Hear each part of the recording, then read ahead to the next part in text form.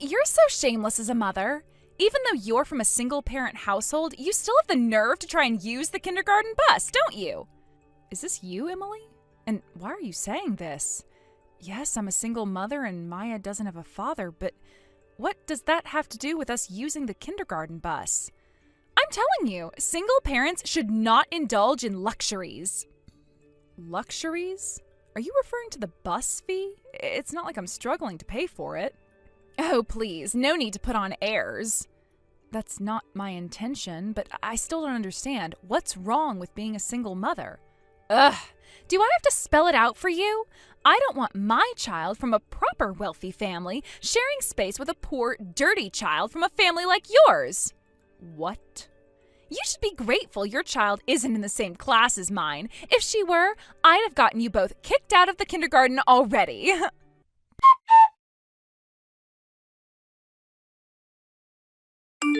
Papa, the kindergarten bus passed by and left me again.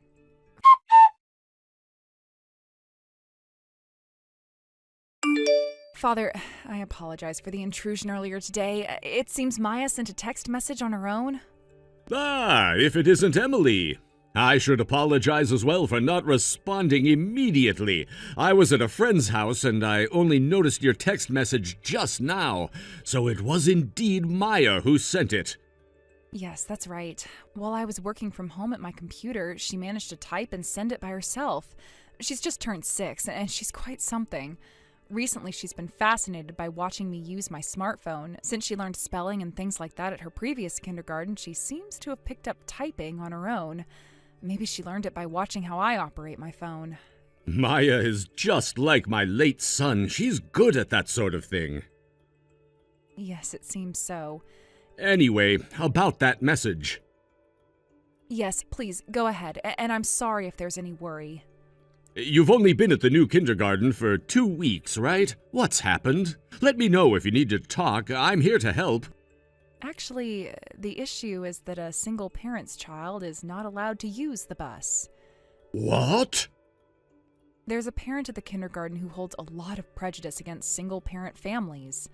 This person is the mother of a child in the class next to Maya's. She seems to be the leader among the kindergarten moms.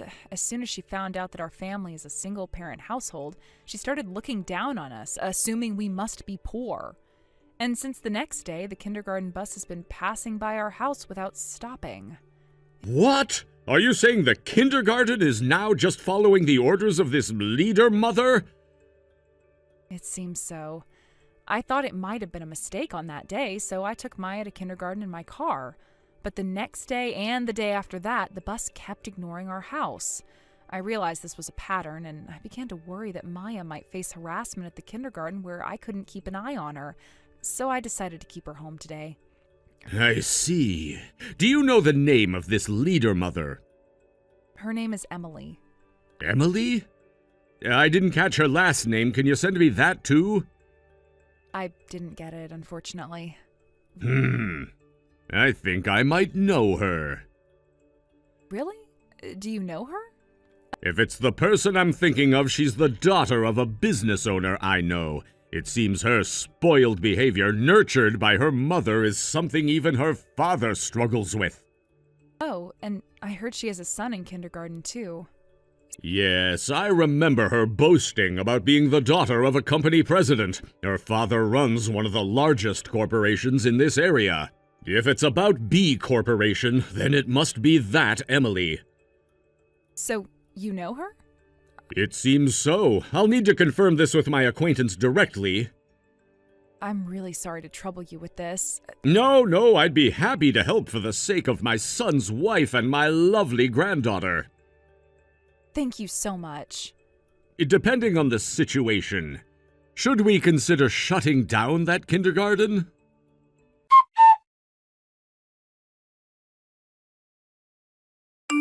Could it be that your child hasn't been coming to kindergarten lately because you've run out of money for the tuition? So you're really struggling, aren't you? That's not true at all. I don't appreciate your assumptions. The reason Maya hasn't been attending is not due to financial issues. Oh, really? Then what is it? It must be financial, given the way things are. After all, you've been having trouble with the kindergarten bus, haven't you? If you're having issues with that, it's probably because you can't afford it. No, it's not about the money. The real issue is the harassment from the kindergarten bus. With the way things are going, I can't be sure what might happen to Maya inside the kindergarten if I'm not there to supervise her. I'm keeping her at home for her safety. Well then, if that's the case, you might as well just withdraw her from the kindergarten. It seems like you're not fitting in here. Why should I withdraw her? I don't understand why you think that's necessary. You don't get it. Our kindergarten is an elite institution. It's designed for children from wealthy families. It's located in a high-end residential area, and it's clear that not everyone fits in here. So according to you, as long as a single mother isn't poor, she can stay, but if she is, she doesn't belong? Exactly! It's a common stereotype that single-parent families are usually struggling financially. It's just how things are perceived. Well, that's called prejudice. Just because there's a stereotype doesn't mean it's right. Oh, come on. If you're saying that's not the case, then prove it. Show me evidence that you're not poor. Evidence? Is that what you need? I don't think it's necessary to prove anything to you. Of course, it's impossible to prove, isn't it? No, I don't believe it's impossible. It just seems you're not interested in seeing the truth. Well, you're just making excuses because you can't answer directly, aren't you? It's clear you're not looking for an honest conversation. You just want to enforce your prejudices. Really now? So what are you going to do? If you're so sure of your situation, then prove it and stop making excuses.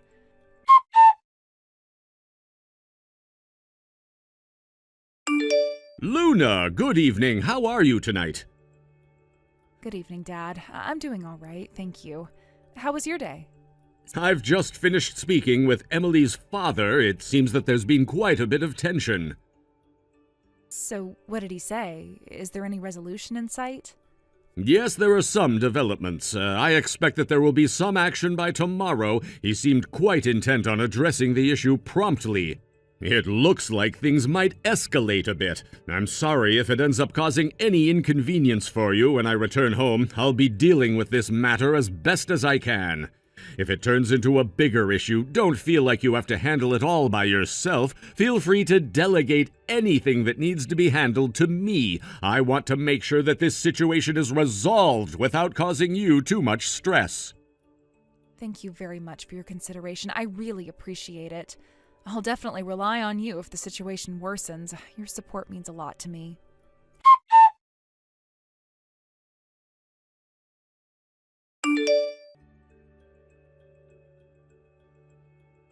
Hey, Luna! What on earth is going on with you? Why are you acting so weird? Good morning. What's with the sudden commotion? I'm just trying to understand what's happening. Who exactly are you? Huh? I'm a mother raising my only daughter while working from home. That's pretty much all I can say about myself. That can't be all there is to it. Otherwise, my father wouldn't have been so flustered just hearing your name. Moreover, I was really scolded for not including you.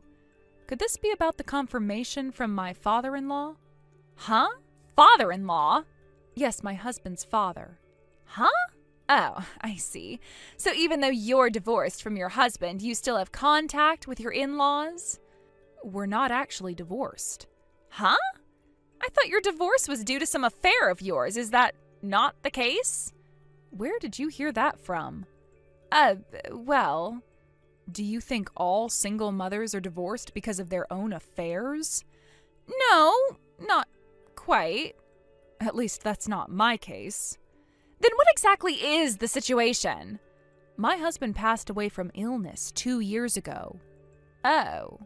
So my father-in-law still deeply cares about us who were left behind, especially Maya, who is both his granddaughter and a precious memory of his son.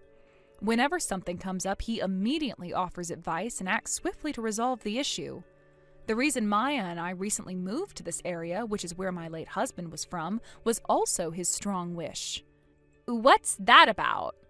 Of course, I believe it's important not to become too financially dependent, so I work and manage to save several $1,000s each month. I find it quite unfair to be labeled as poor under these circumstances.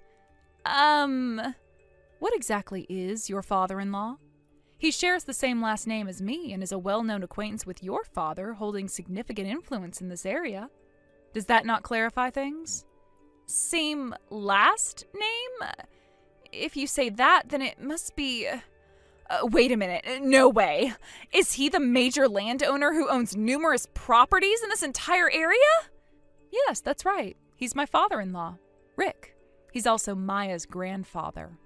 You're kidding me! No, I'm not. I'm sorry for any confusion. I should have clarified this sooner. I didn't realize how much of an impact this would have. This is quite the revelation. My father-in-law holds a prominent position in the region. He's known for his extensive real estate holdings. Exactly! I had no idea! This changes everything! I understand. It's a lot to take in. I should have been more upfront about this. It's just... I never imagined that you were connected to someone so influential.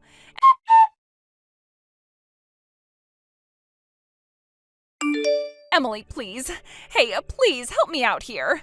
I am facing a situation where my husband is on the verge of divorcing me. My father is also becoming increasingly upset, and my mother, who usually supports me unconditionally, is now siding with him. This is putting immense pressure on me, and I feel utterly lost. I see. I've received updates about this situation on my end as well. It appears that things have become quite complicated. So the company building and the factory land owned by your father's company, the apartment that's being used for employee housing, and your family's house, all of these properties are rented from my father-in-law, correct?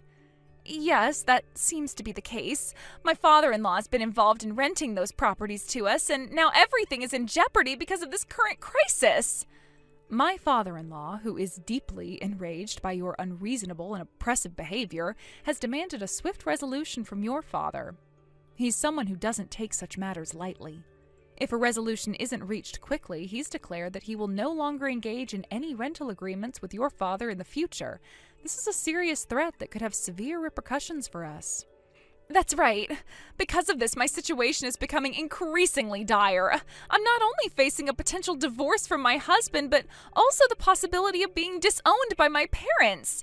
Is there truly nothing you can do to assist me in this matter? I'm at my wit's end and feeling completely desperate.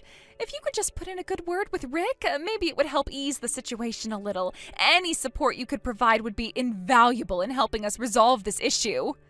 I'm afraid I cannot grant such a request. It's not something I can intervene in. Why not? Can't you show even a bit of compassion? This is a critical situation for me, and I am struggling to hold everything together. It seems you've forgotten entirely about the incident with the kindergarten bus. Huh? What do you mean? The way the kindergarten bus passed by my house without picking up the children was something that could only be orchestrated with significant involvement and coordination with the kindergarten itself. It was a deliberate act. I've traced the issue back to this, and it appears that you're having an affair with the bus driver, aren't you? Huh? What are you talking about? That's not true. Yes, the affair and the misuse of that relationship are the main reasons for the divorce, correct? You seem to know everything about it. Well, given that I've been directly impacted by these events, I believe I have the right to be informed. Please don't expect me to be the one to help you out in this situation. I am not in a position to offer assistance. Aren't you concerned about how this is going to impact my child? Huh? If this divorce goes through, my child will end up being raised by a single parent, which is a very challenging situation. Just like Maya from your family, my child will have to grow up with only one parent. You understand how devastating that can be, don't you? Please don't equate your situation with mine. It is not the same at all. Huh? I heard that based on your childcare experience and legal considerations, your husband is likely to gain custody of your child. That's correct. At such a young age, when the child is still yearning for their mother. If things go poorly, your son might end up in an even worse situation compared to Maya. I've heard that you've been neglecting household chores and childcare duties, merely putting on a facade of being a good wife and a wise mother for appearances. Huh? That's not true. I've been trying my best. For a mother like you, your presence, or absence, doesn't seem to make much difference. Might be better if you weren't around at all. What are you saying? Are you implying that my presence doesn't matter? I'm going to leave now. Continuing this unproductive and painful conversation is a waste of time. I have other matters to attend to. What do you mean by that? You can't just leave like this.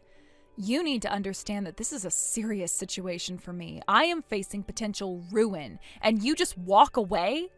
You're not understanding the gravity of the situation. I have done my best to handle things, but it's clear that there is nothing more I can do here. I'm not going to waste more time on this. What are you talking about? You have no idea what it's like for me right now.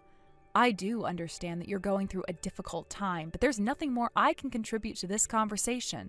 My own concerns and responsibilities take precedence. This isn't fair. You're supposed to help me, not just dismiss my problems. Sometimes the best way to handle a situation is to step back and reassess. I'm afraid continuing this discussion will only lead to more frustration. So you're just going to abandon me to face this alone?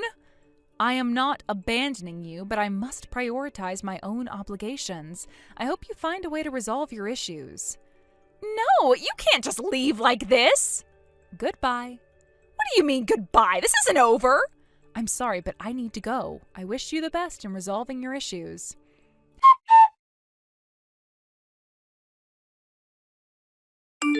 Hello, Luna. Hello. Have you managed to calm down a bit since we last spoke?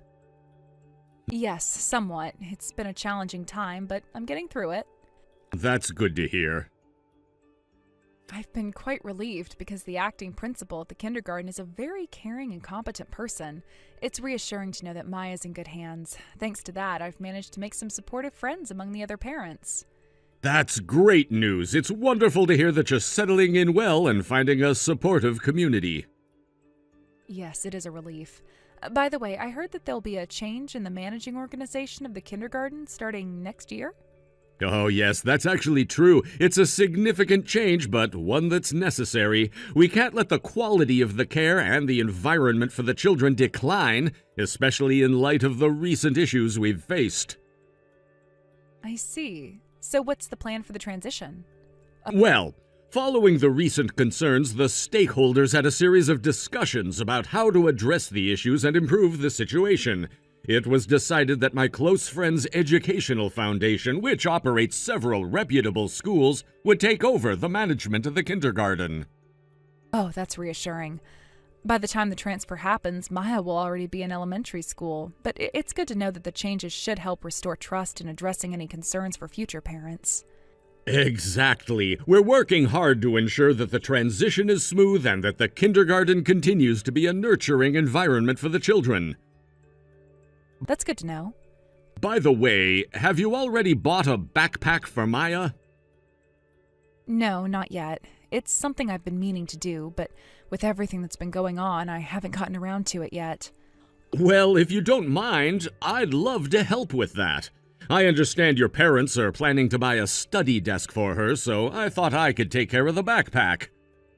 Oh, would you really? Oh, that's very generous of you. I didn't expect that, but it would be wonderful. Of course, I'd be happy to help. It's a special occasion, and I'd love to make sure Maya gets a backpack that she'll really like and be excited about. That's very kind of you. I'm sure Maya will be thrilled.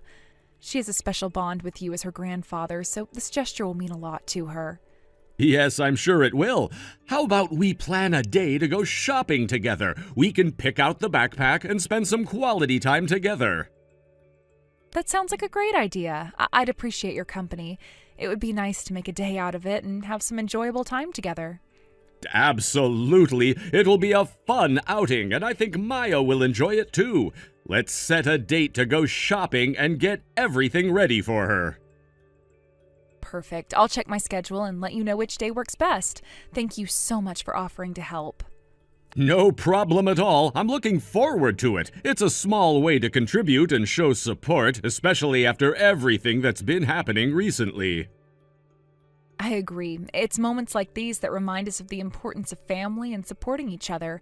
I'm glad we can do this together for Maya. Me too. It's important to make these moments special for her, especially as she transitions into a new stage of her life. Absolutely. I'm sure she'll appreciate the effort and care we're putting into this. It's all part of creating a positive environment for her as she grows. Definitely. It's also a way to show her that we're here for her and that we care deeply about her happiness and well-being. Yes, and I believe it will make a difference. She'll feel the love and support from all of us, and that's what truly matters. Agreed. So let's make sure to get everything done smoothly and enjoy the process. I'm looking forward to spending some time together and making this special for Maya. Me too. I'm confident that with your help, we'll make this a memorable and enjoyable experience for Maya. Absolutely. Let's make it a fun outing and ensure everything is perfect for her.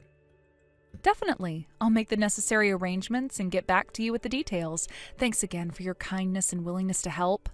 It's my pleasure. I'm happy to be able to support you and Maya. Let's make sure to create a wonderful experience for her. Indeed. I'm looking forward to it. It's important to create positive memories for Maya, and I'm glad we can do that together. Yes, and it's also a chance for us to bond and strengthen our family connections. I'm sure Maya will appreciate the effort we're putting into this. Absolutely. It's these kinds of moments that make a difference in her life and help her feel loved and valued. Exactly. So let's make the most of this opportunity and ensure that Maya has a great start with her new backpack and everything else. I couldn't agree more. I'll finalize the details and let you know soon. Thanks once again for being so supportive. No problem at all. I'm excited about our shopping trip and making this special for Maya. Me too. I'll see you soon and we'll make sure everything is perfect. Looking forward to it. See you soon. See you soon. Take care. You too. Goodbye for now. Goodbye.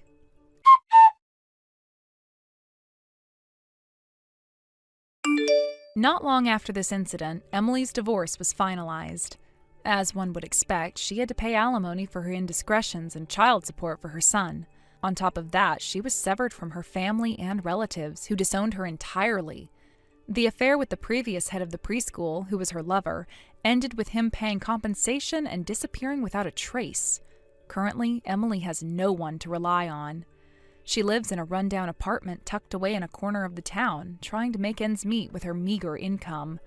From what I gather, she's now splitting her payments for both alimony and child support, which must be a struggle given her financial situation. Emily, who graduated from a prestigious university and got married and had a child right after graduation, had never worked a day in her life. Her entire adult life had been spent within the comforts of her home, without the need to seek employment. Her life took a dramatic turn when a significant mistake at work led her boss to explode with anger. This incident seems to have been a catalyst for a complete transformation in her behavior. The once capricious and demanding Emily had to retreat and adapt to much harsher reality. The change in Emily was stark. Her once vibrant and confident demeanor had now turned into a shadow of its former self. In the workplace, she's become incredibly cautious, constantly walking on eggshells. Her interactions are marked by a noticeable fear and anxiety, and she's always been wary of making any mistakes that could provoke another outburst from her superiors. The job that she once might have considered beneath her has become a source of constant stress and fear. Emily's days are now filled with an almost constant sense of dread. She's perpetually on edge, worried about her performance and her standing in the office. The stress is not just from work, but from the constant pressure of meeting her financial obligations. This pressure is compounded by the disapproval of her family and the community's judgment. It seems that the public eye has been unforgiving, and Emily's reputation has suffered greatly due to her past actions. In her neighborhood, where she now resides in a dilapidated apartment, Emily's presence is somewhat of a curiosity. The once privileged and pampered woman has now become a figure of pity, and her past lifestyle seems like a distant memory. Neighbors might whisper about her, sharing their opinions on her fall from grace, but it seems Emily is trying her best to keep a low profile. Every day for Emily is a struggle to maintain a facade of normalcy while managing the overwhelming burden of her financial and personal issues. The sense of isolation she feels is palpable.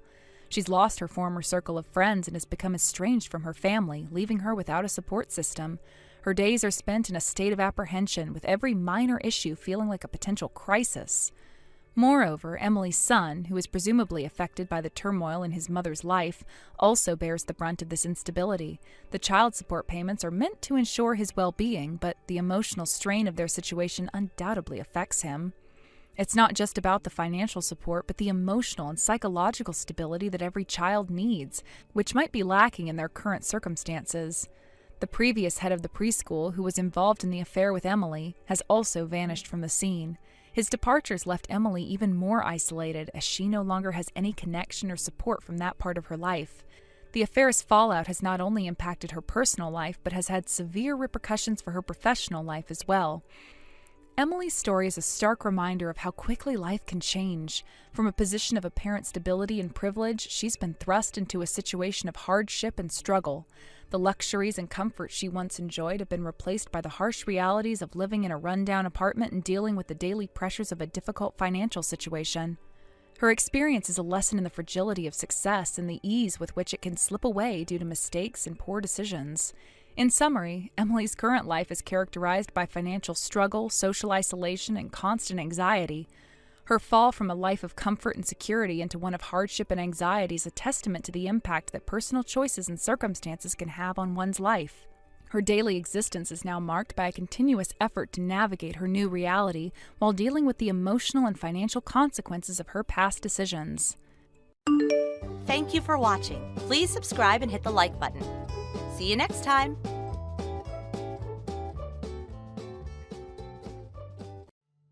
Petra, you're back at Mom and Dad's house again? Next week I'm planning on having Pat come over so that I can introduce him to everyone there. So, Petra, you are really getting in my way by being at their house right now. Hurry up and get out of that house for good. And I am trying. I would really like to be out of this house as soon as possible right now, and I'm planning on being gone soon. But of course, there are still some things I'm not quite over just yet. Not over what? This isn't just about the fact that you went and stole my fiancé from me like that, but the fact that you went and made it sound like I was the one trying to steal him from you all this time. Now I am totally pissed off about that and can't just let things go anymore. Well, listen here, Petra. I have every right to blame the person in the wrong for doing something wrong, right? You tried to steal Pat from me, you freak! Lacey, your English is getting worse day by day. And your head is getting worse day by day, you idiot! You really do have to get over all this. It was Pat that started to like me more than you, so there's nothing you can do to fight that, okay? Also, Pat's already told me he's never going to marry you now since you tried to steal him away from my arms. So this isn't all just you saying that I'm the one who was trying to steal Pat from you? He himself is lying about what happened to paint me is the problem. This is just like that time you threw yourself down the stairs and then started blaming me for pushing you, even though I was in the kitchen on the first floor of our house. But you did push me, and I'll have you know that I sprained my ankle really badly because of that. And that's on you for being a complete imbecile and falling down the stairs. You were just lucky that Mom and Dad weren't home to see it, making them believe you when you showed them the sprain and blamed me. There were already some red flags being raised after both Mom and Dad believed what you were saying over me when you had no evidence. But are you kidding me? Now you've gotten Pat playing along with your lies and are blaming me once again for something I have never done? Well, I also told him about what you did to me then as well, and he told me he never thought of you as such a bully, and that's why he ended up falling in love with me. And now that he loves me so much that he wants to marry me, he's never going to doubt that moment again, and will always play along with my lies. See, now that you've even heard it from me, you get it, right? You don't have any friends in this family anymore, so hurry up and get out of Mom and Dad's house for me. Make sure to never come back around us again. All right then, I guess this is it for me then. I'm changing my plans. I'm going to leave this house today. Thank God. After seeing how you've acted, even now while we've texted, I finally understand it all. Everyone in this house will only believe what you tell them, no matter how frickin' insane and baseless it is. Which must mean that both Mom and Dad are completely nuts. Huh? What the heck did you just say? Are you stupid? I don't really care anymore about what I say. I'm already on my way out of this house now, so I feel that I can say whatever I want about you guys because I'll never see any one of you again, right? I'm going to start packing all my things up now, so leave me alone. Hey, you still aren't out of the house yet? I've just finished up talking with a realtor about signing a lease for an apartment and planning out how I'm going to move all my things there. Well, who cares about that? All of the things you have are worthless to the rest of us, so they can just all go in the trash.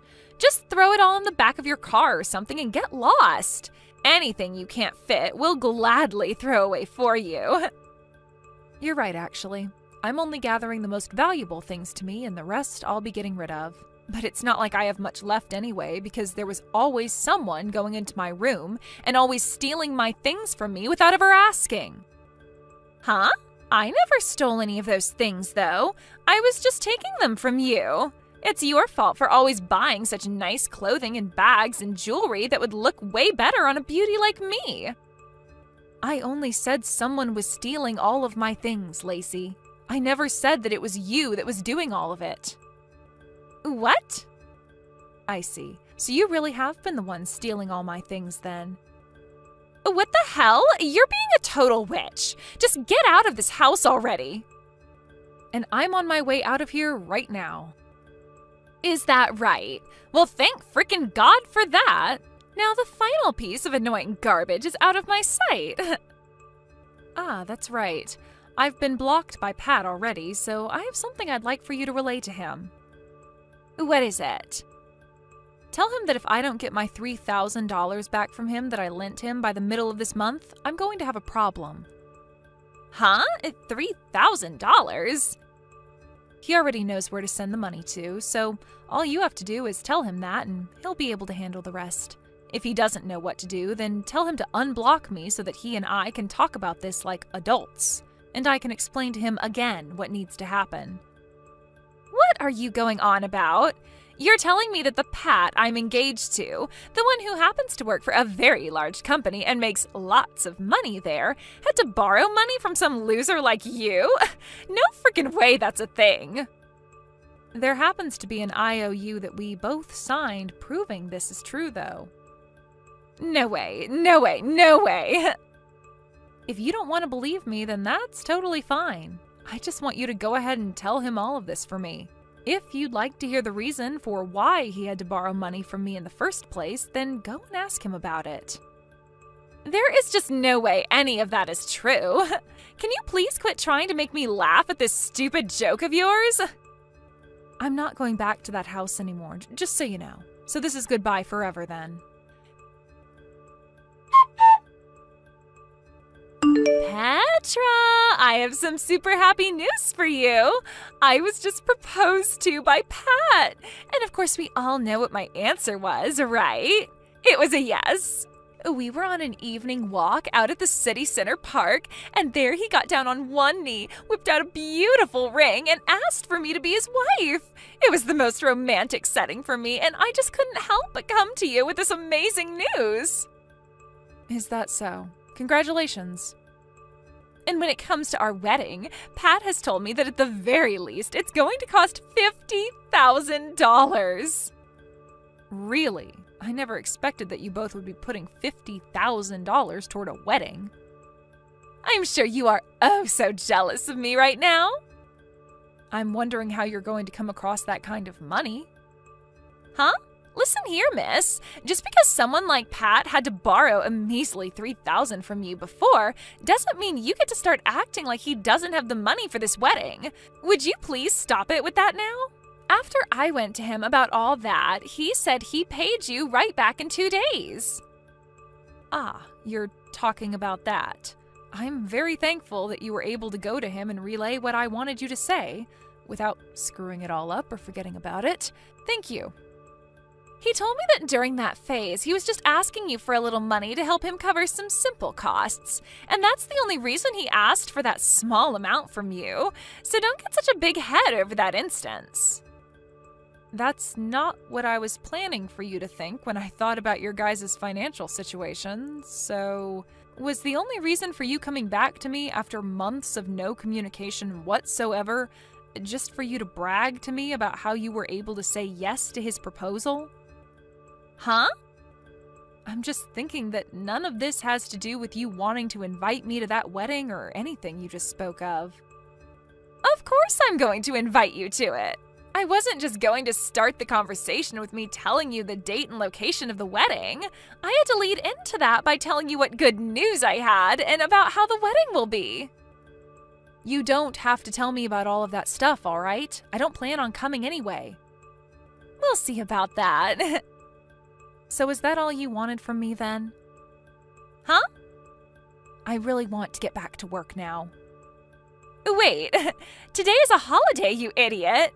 You think I'm going to believe that you still have to work? You must really be in need of money right now if you're having to work during a holiday. I happened to change my career, and that ended up with me having to change my schedule around, where I only have to work on the weekends and sometimes on holidays and during the week. What? You changed your job? And because of me changing my career and job, I am now making a whole lot more money than I was before. What? Really? So? Huh? I don't think you have anything else to say to me then, so I'll be getting back to work now. Petra?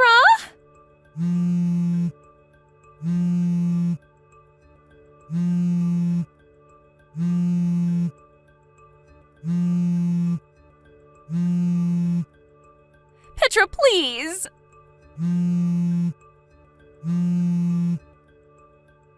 What the heck do you want from me? I'm in the middle of some very important work, okay? I need some money from you as a celebration for my wedding. Huh? Is your wedding coming up really soon then? It'll be next week on Sunday, so please give me some money to celebrate my marriage. I'm sure you can give me $50,000, right? Excuse me? Are you being serious right now? You want me to give you $50,000 as a present? You're my older sister, right?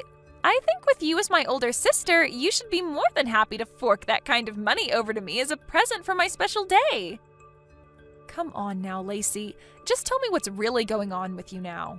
I know that you can't pay for your wedding now, and you want my money to pay for it.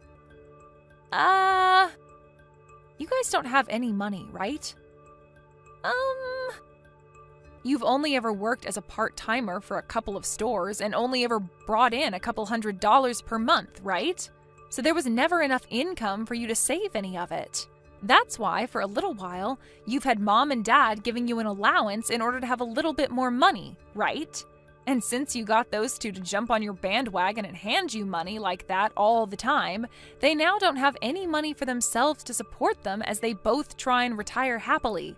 When it comes to Pat, he's working for a very large company, but only as a temporary employee, right?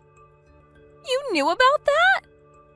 Well, you have to understand that I was really planning to marry that man at one point. And now the reason for why you are freaking out so much right now is because you happened to find out that the man you want to marry is making less than a full-time employee there, and that's really shocked you to your core. Do you know why I had to lend him $3,000 before? That's because while in between jobs, he didn't have the money to pay rent and for food, so I said he could borrow from me as long as he paid me back. And when he paid all that back to me in one payment, he must have borrowed money from somewhere else to make that work, right? He may have said something about that before to me.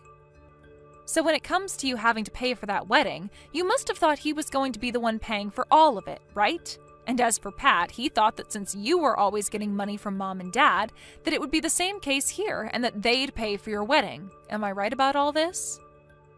But I had thought that Pat was full-time, long-term employee for that company, so I assumed he could afford everything. And by the way, why the hell do you know about all of this, Petra?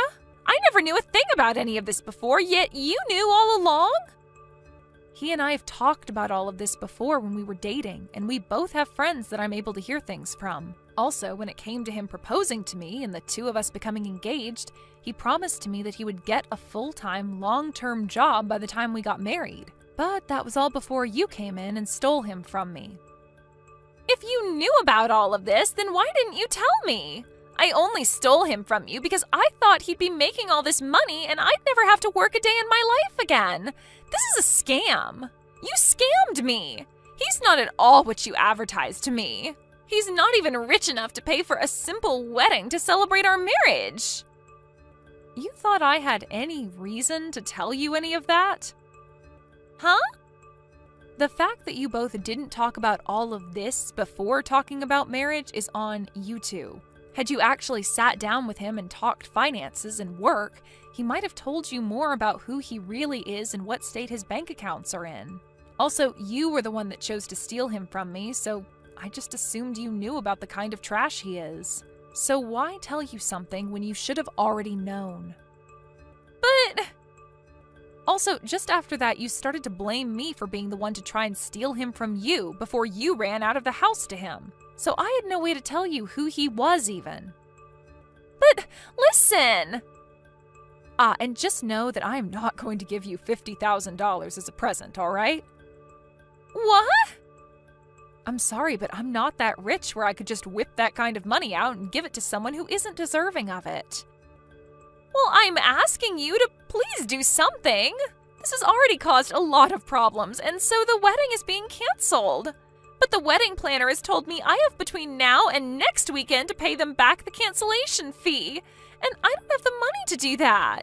Please just give me whatever money you have right now, Petra. Your cute little sister is in a really tough place right now. You're my older sister. After that, Lacey, Pat, and both of my parents started to call my phone over and over and over. And not just calls, but a bunch of text messages and things like that as well started to come.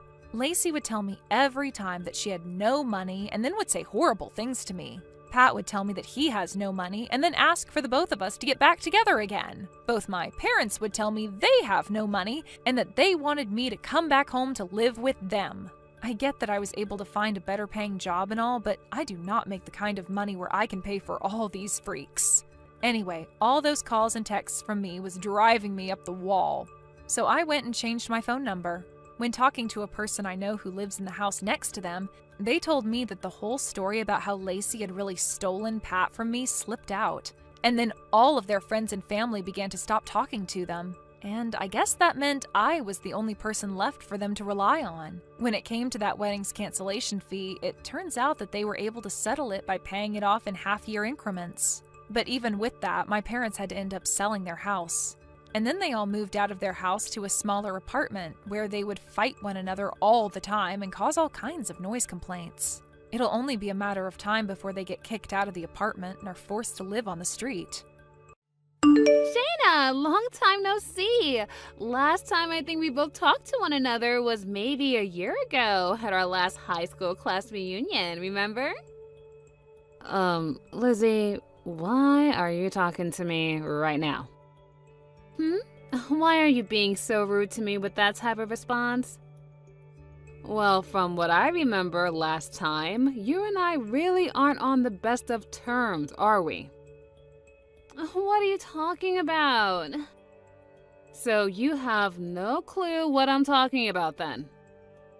And that's why I'm asking, what are you talking about? I'm talking about what happened at last year's class reunion. About how at that reunion last year, you started talking to Markmore, who was from a different class, mind you, than us, and had just gotten married, and then started a relationship with him, leading to him divorcing his new wife. Oh, you know about that? Well, yeah, of course I do, because this all happened during the class reunion. Also, there is only one high school in this small town that we've all gone to, and since everyone around here is our age, it wasn't hard to find out all the information about what happened. Oh, I see. So that would mean I'm pretty popular, right? But what I'm trying to get at is that you are a total jerk for doing something like that, and I don't want to be part of your life or your inner circle, okay? Well, what happened is all in the past. You can't change that. And Mark and I have been apart for some time now, so that whole story is over with. At this point in time, I'm on to someone else entirely that I really want to start a relationship with. Oh, is that right? So why do you have to come to tell me about your new-found adventures? We barely even talked at the last class reunion, so I don't understand why you're talking to me now like the two of us are BFFs or something. Oh, that's right. So right now I'm living over in Rochester, right? In Rochester? And it turns out that the customer I'm working with at my job just happens to be your husband, Kevin. Oh, is that so? We happened to talk for just a little bit, but then he told me that he's been over here in Rochester for business, and he had to live over here for half a year now, right? That's true. Something about that. He said that the CEO of his company is really happy with all of the work he's been doing for the company, and that the CEO would like him to stay working over in Rochester for just a little while longer. Is that also true? I think so.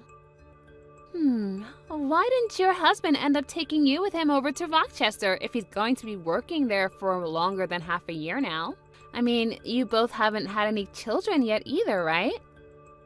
Well, I guess we haven't had kids yet, but why does that even matter to you? What are you trying to get at with all of this?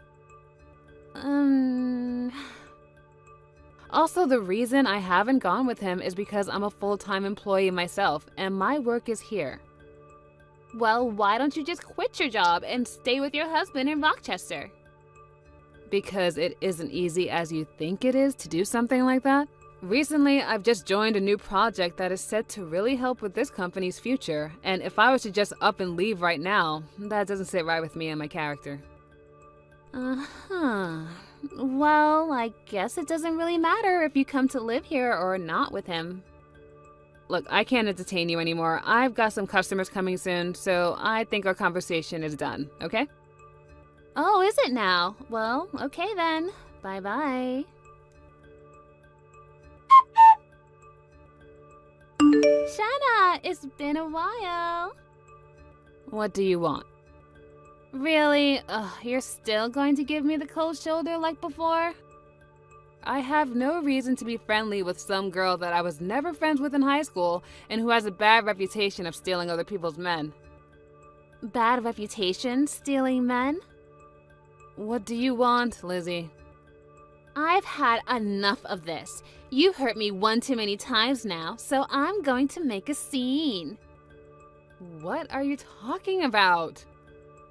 Right now, I'm living with your husband in his apartment in Rochester together. My husband? That's right. I'm living with Kevin right now under one roof. Right? I'm sure you're so surprised by some kind of news like this. I'm sure you never expected an old classmate of yours to steal your husband while he was away from home for work.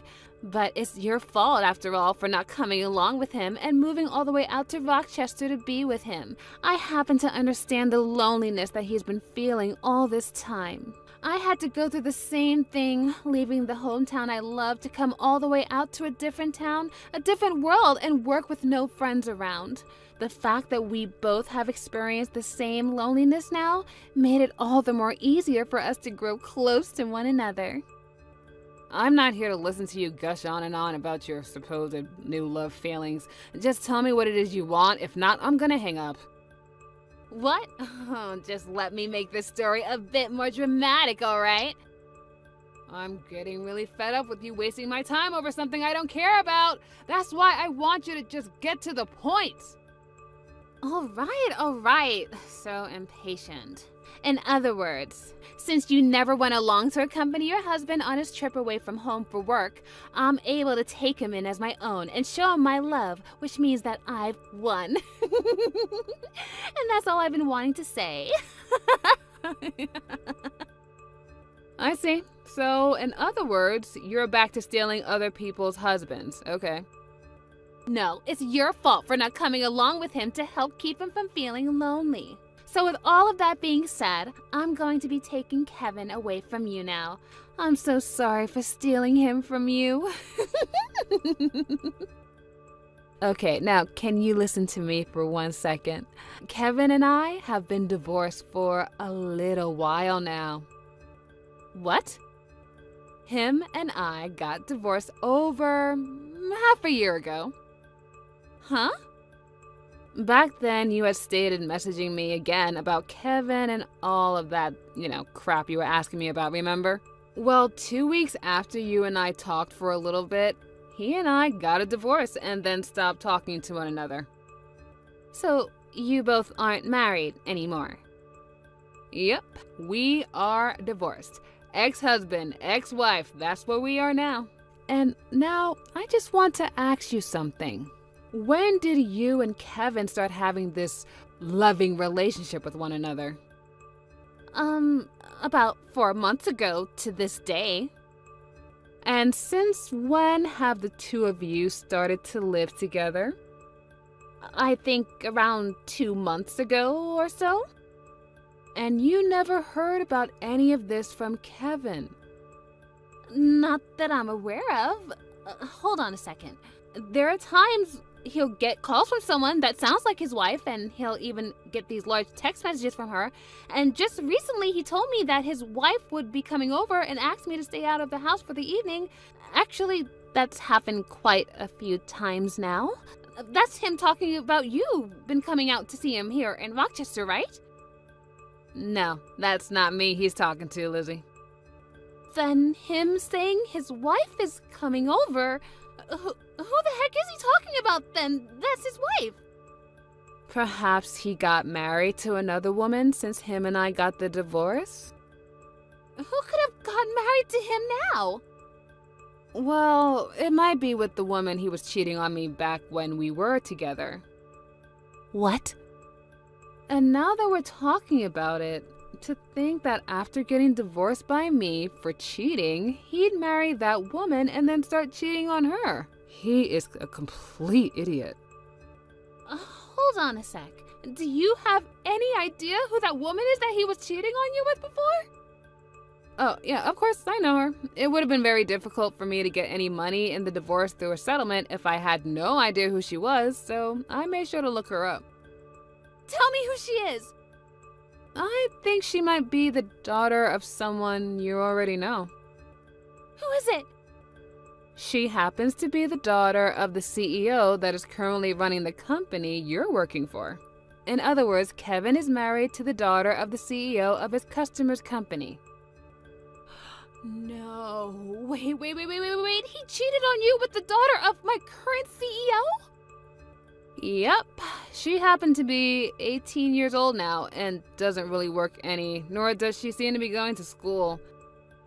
18 years old? Well, it's been a while since then, so yeah, she's like 19 years old now.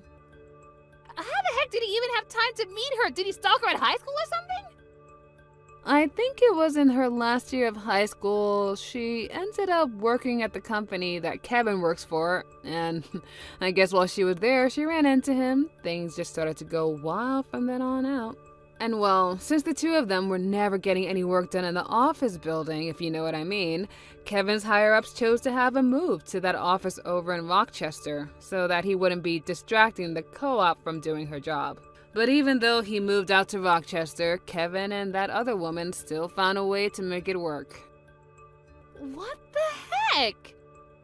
And since she happens to be the daughter of a CEO, when I divorced Kevin, she was able to pay off all of the adultery charges. There was no problem. And I think she even helped Kevin pay me as well. This is all way too messed up. What the freaking heck? How is he married to a 19-year-old? I'm in the same boat as you. What Kevin's been up to is completely messed up. Also, I believe that the reason those two aren't living together yet is because they still don't have a place to move into together. They're probably having it built right now using her parents' money or something. And the only reason she'd be his wife already is because she got pregnant, and so they went to the courthouse and handed in their marriage papers. You think she's pregnant?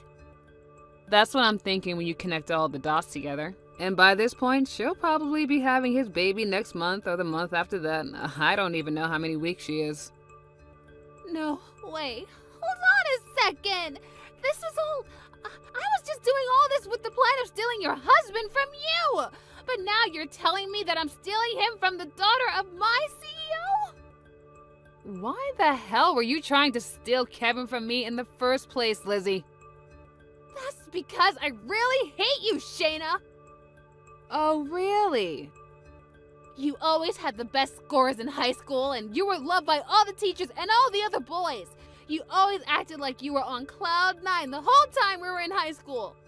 I was so totally pissed off at you, and I wanted everything that you had. And it made me start to really hate you, and I have not been able to get you off of my mind since. Wow, I was wondering if there was something you held against me, and that is it, huh? To me, all of that has really stuck with me and made me want to see you suffer. Is that right? Also, when Kevin moved to Rochester to start working at the office, I ran into him, and I really started to fall for him. I thought this was finally my chance, and that I'd be able to kill 2 birds with 1 stone. I'd be able to get the man of my dreams and become really happy, as well as get my revenge on you for being such an awful girl back in high school. Well, that man of your dreams was the man I threw away for having an affair with the daughter of your CEO behind my back.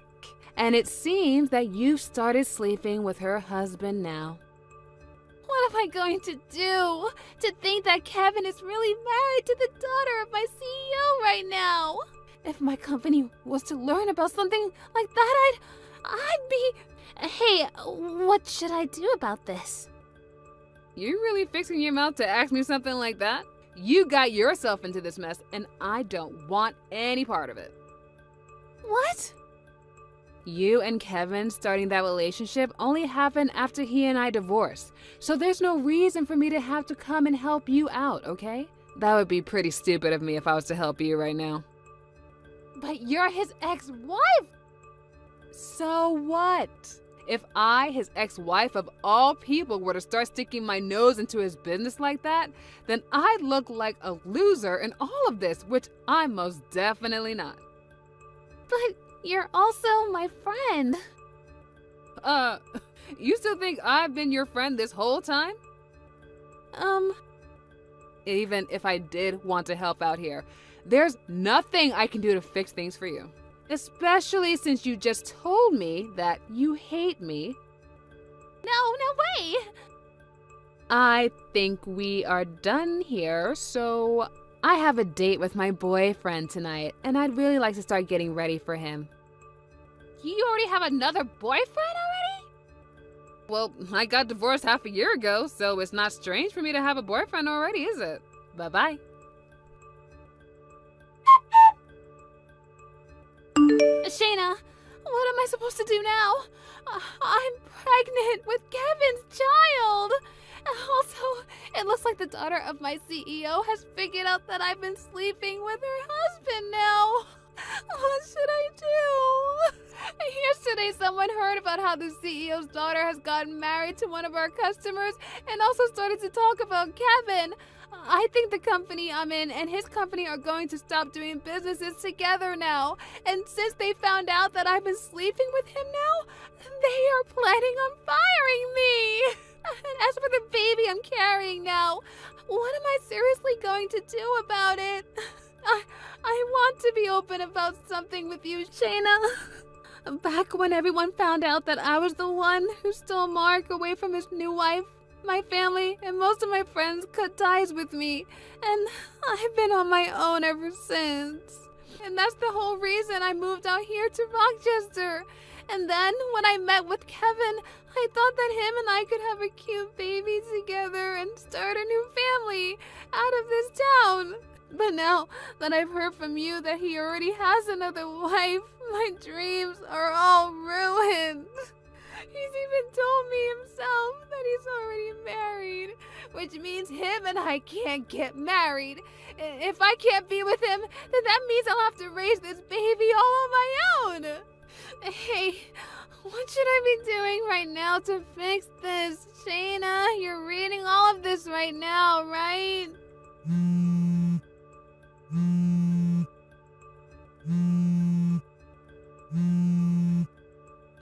know that you're a very smart person, Shayna, and that's why I'm messaging you right now looking for advice. You would never dump me and leave me to deal with all of this all by myself, right? That's not the kind of person you are, right? Right? Shayna! Please say something to me! Your friend is in trouble right now, yet you're not going to help or talk to me at all?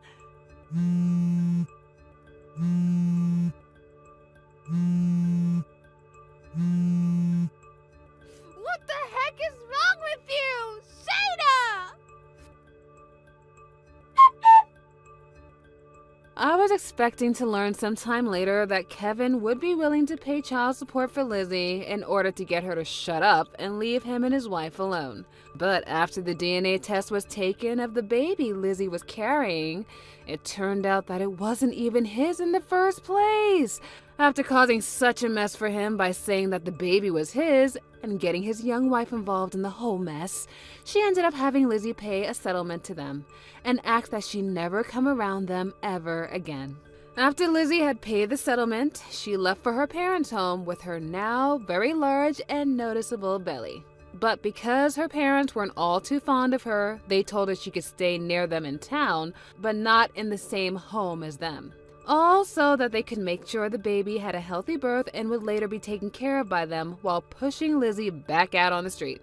And when it comes to Kevin, his young wife was pissed at him for what had happened, and soon the news of him sleeping with another woman while married to the daughter of a customer's daughter began to spread within the office. And because of that, his whole company lost faith in him, and he began to receive cold looks from everybody. As of now, with the loss of all of his customers and the company he works for on the brink of bankruptcy due to missing all of their monthly quotas, and as for myself, I have been able to get some mental peace and quiet again after having blocked Lizzie and all of her spam calls. And that boyfriend I told you about earlier, well, he recently proposed to me while we were going on a walk in the park.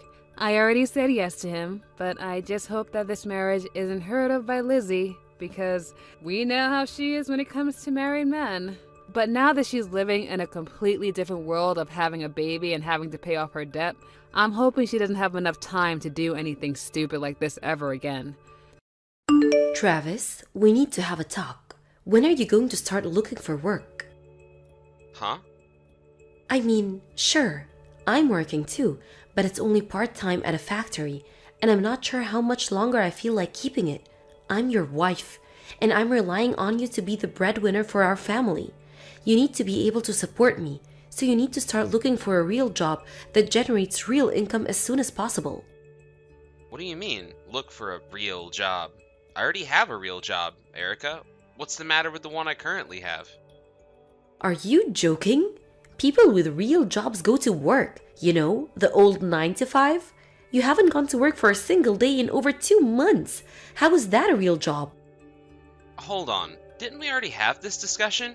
I'm doing remote work, Erica. I work from home. What? So wait, like, you mean you don't need to go to an office or anything? They just let you stay at home and work? Yeah, that's right. But that doesn't make any sense. What about your friend Kevin? He works at the same company, and he actually goes to the office every day.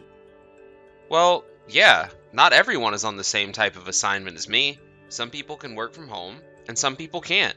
It depends on the person and their job. In my department, over 90% of our work is done on a computer, so we're the first people who the company allowed to work from home when the remote program started. They're gradually rolling it out to other departments too. I think Kevin said he should be able to work from home within a few months or so. So like, you started working from home or whatever, and then 2 months later you got fired? Fired? What are you talking about? Like, if your work is so pointless that you don't even have to go to the office. I heard that people who go to remote work pretty soon get fired and replaced by AI or something. Erica, I legitimately have no idea what you're talking about. Where are you hearing all of this from? I heard it from a friend of mine. You don't know them? Okay, well, I don't know where this friend of yours got his or her information, but that's the sort of nonsensical rumors old people spread on social media. Hey, don't you dare badmouth my friend like that. They're really smart, and they're not old. I didn't mean it as an insult. I'm just saying. All I'm trying to say is that it's completely untrue that people on remote working assignments get fired and replaced by AI. Whatever. Anyway, like I was saying, hurry up and get yourself a real job. Got it? I already told you, Erica. I do have a real job. By the way, where are you right now, Erica? It's already dark outside. Shouldn't you be back home by now? Don't dodge the issue. This conversation is about your work ethic. And I've already told you. I have plenty of work ethic as things stand. You're going to start looking for a realer job tomorrow morning, and that's final. If you don't find something that lets you properly support me by the end of this month, I'm divorcing you. Divorce? Are you seriously threatening to divorce me?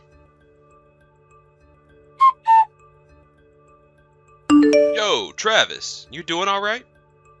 Why's that? You had your camera on during the web meeting just now, and you looked kinda, I don't know, down about something? Is everything okay? I guess I didn't do a good enough job of hiding it. Sorry about that. I hope I wasn't too distracting during the meeting. Do you think anyone else noticed? Nah, I doubt it. No one else in the company knows you as well as I do. So, yeah, tell me, man. What's going on? Well, it's Erica. We were talking yesterday, and somehow she's managed to get the completely wrong idea about what remote working is. That's odd. It's pretty straightforward to me. What did she say? According to her, a friend of hers, who I apparently don't know, told her that people who get put on remote work get fired and replaced by AI. So she thinks that I'm lying about working and already got fired.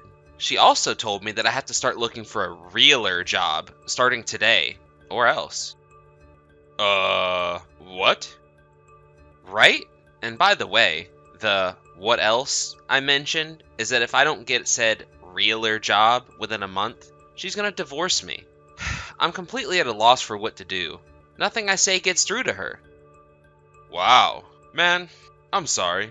That's a really tough situation. Tell me about it. I had no idea that was going on. It makes sense why you seem so down now. Well, if that's what's going on, I guess there's something I should probably tell you. I honestly have no idea whether it's related to what she's saying, and I debated whether or not I should tell you for a while now. What is it? When you came by my new apartment a while back to help me move in, do you remember the apartment building that was right across the road from me? Yeah, I think so.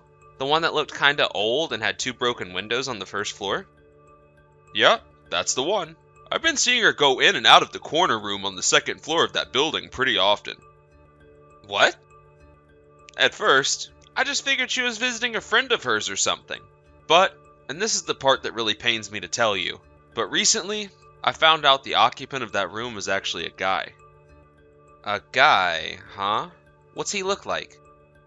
I feel like I've seen him somewhere before, but I can't quite put my finger on it.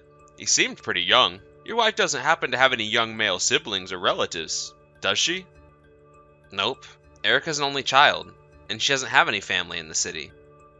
I see. I'm sorry, Travis. Listen, Kevin, I know this doesn't have anything to do with you, but do you think you could keep an eye on that apartment for me for a while? Sure thing, man. What should I be looking for? A record of what time she goes in and out of the apartment would be great, and if possible, some pictures for evidence. You don't have to monitor it 24/7. Just whenever you happen to see her is fine. Got it. Leave it to me. I'm starting to work from home in the next few weeks, so I'll be at home a lot more anyway, so I should be able to keep my eye on the apartment most of the day. I'm really sorry to drag you into all this, Kevin. Hey, I'm your friend, aren't I? I'm glad to help however I can. I'll find some way to thank you for this. It really means a lot to me. Well, Travis. Here we are, the first day of a new month, so let's check up on your progress since I gave you my ultimatum, shall we? You haven't spent any time looking for a real job over the last month, have you? Yeah, well, I've been too busy actually doing the real job I have right now to look for another real job. Are you telling me you want me to get a second job or something? I'm already pretty busy as things are. I didn't say that. Don't put words in my mouth. All I want is what any rational wife wants.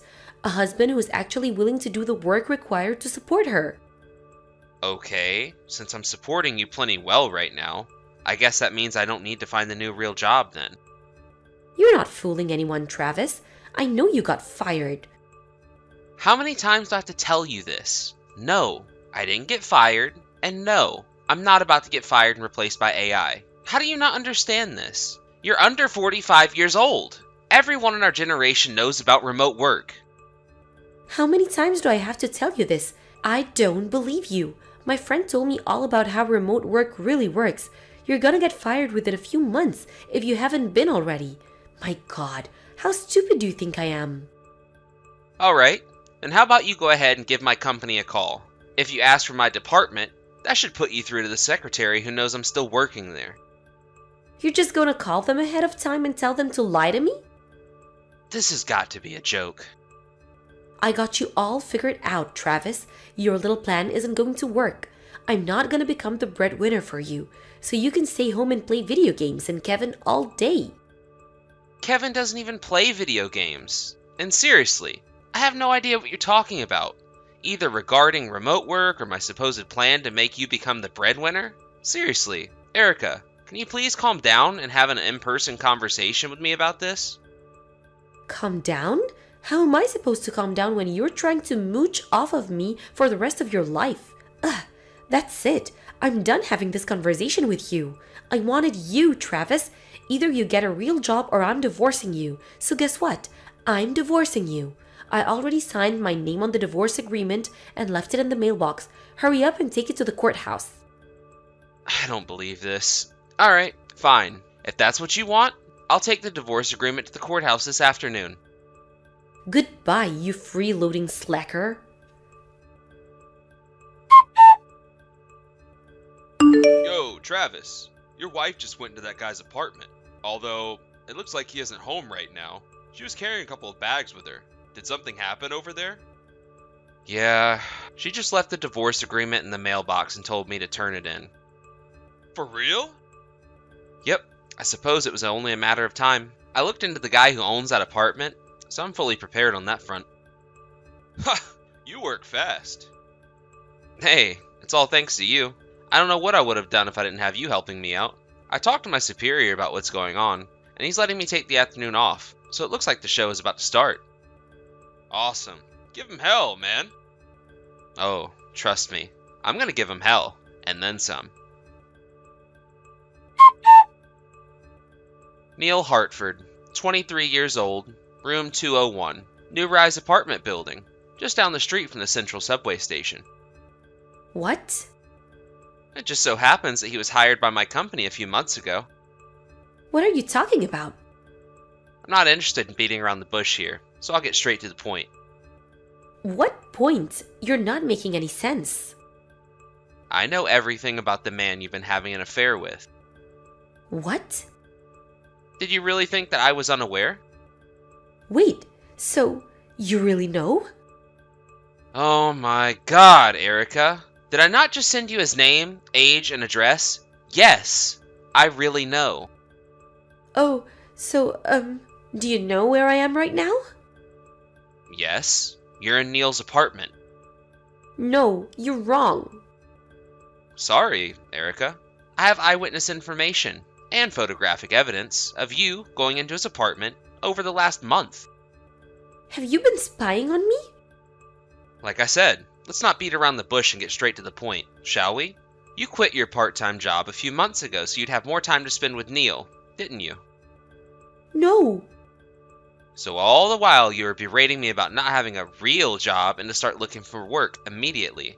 You didn't even have any job at all, did you? Even if that were true, you're the ones who's getting fired. That's way worse than quitting. Are you really still going on about that? Yeah, Neil told me so himself. I know everything, Travis. Oh, he did he? What else did he say? He told me you were a totally worthless employee, that you didn't even go to college, and that he was already outperforming you even though he'd only been in the company for a few months. And that's why you got put on remote work, then fired. Like I said, Travis, I know everything. You're a dirty liar. Ah, so that's what happened. Neil was the one who fed you that BS about remote work. What do you mean, BS? You ought to know that in reality, Neil's the one who's actually quite likely to get fired in short order. What? Okay, now you're just being childish. You're just jealous that Neil's way better worker than you and is still important enough to be going to the office every day. Grow up, Travis. Well, Neil works in the company's factory on the production line, so it'd be pretty hard for him to get put on remote work, anyway. Wait, what? Factory? You might be in a little different industry than our company, but you still have experience in factory. Surely you could understand that it's virtually impossible for a factory worker to be put on remote work, right? Wait, hold on a second. What are you saying? It would be a waste of time to bother explaining it in more detail, so I'm just going to keep this conversation moving along, okay? I have no idea why, but Neil has always hated me, right from the moment he first started working at my company. I once asked someone who worked with him, and according to that person, he says it was because I told him not to smoke outside of the designated smoke areas one too many times, which is odd because it's a clear fire hazard to be smoking inside the plant. But, in any case, in the midst of him hating me, one day he ended up meeting you at a singles party. Oh no! And it wasn't long before he learned that you were a married woman, and my wife. Ordinarily, most people would swiftly put an end to a relationship with a married woman, but apparently, Neil instead thought it would be the perfect opportunity to get some sort of revenge on me for asking him not to set the building on fire. That can't be true. So he not only kept up his relationship with you, but also fed you all that nonsense about remote work, AI, and whatever. But if that's true, then Neil was just using me to get at you? Yep. No, I don't believe this. How could he? Neil never seemed like he was that kind of guy. Well, at the very least, you knew he was that kind of guy who would mess around with a married woman, so... Stop mocking me. I've never been hurt this much in my life. Do you have any idea how it feels to be stabbed in the back by someone you thought you loved? That settles it. I'm gonna break up with Neil right now. I'll be home in a few minutes. Could you heat up some dinner for me? I already submitted the divorce papers. You what? It's whatever. I'll just pick up an application for a marriage license on my way home then. Or do you want to meet me at the courthouse? Did you actually think I would remarry you after all that? Well, duh. I'm the victim here. Neil lied to me. Aren't you skipping a step there? What were you, a married woman, doing at a singles party? Well, one of my friends was going and she said that one of the other girls canceled, so I figured I'd tag along. Okay, and then what happened? You left the party with a guy, slept with him, and kept sleeping with him for months. That's not the sort of thing you can just wave it away as oopsie doopsie. But Travis, let's meet face to face to talk about this, okay? Like I said, I'm breaking up with Neil and I'll be home soon. If you'd like to contact me further, please do so through my lawyer. Why do you have a lawyer? Because I'm gonna sue the pants off of you and Neil for your affair. You're gonna sue me? So, yeah, like I said, if you want to talk to me, talk to my lawyer. He'll be giving you some documents within the next few days, so be ready for that. Don't do this, Travis. I'm gonna break it off with Neil. By break it off, you mean your extramarital affair, right? The one that lasted for several months while you berated me about getting a realer job? Come on, Travis, let's get remarried.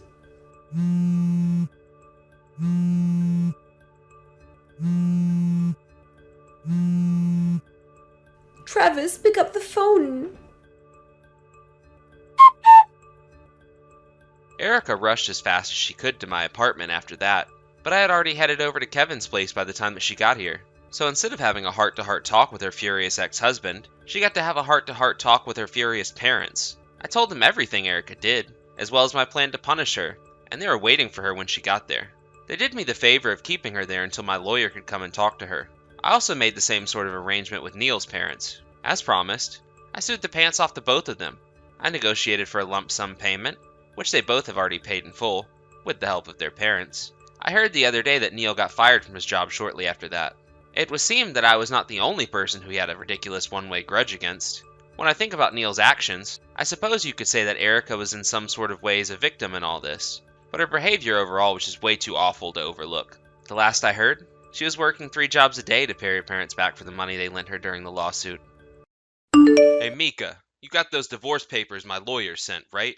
Make sure you get them to the courthouse as soon as possible. Got it? Yeah, I got it, Jaden. Do you want me to shoot you a text when I turn them in, or what?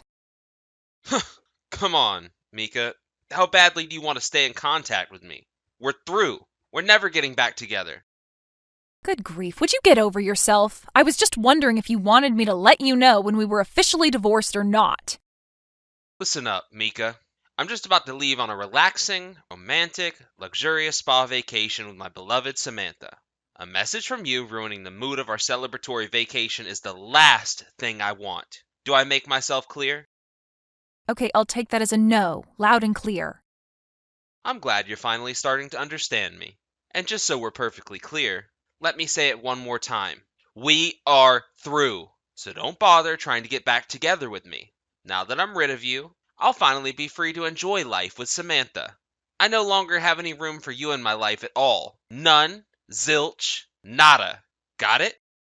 You're such a narcissistic clown. Do you honestly think that after all you've put me through, I'd actually be interested in getting back together with you? Looks like I hit a little too close to home. Whatever. This is how we say goodbye then, I guess. Yep. Goodbye and good riddance.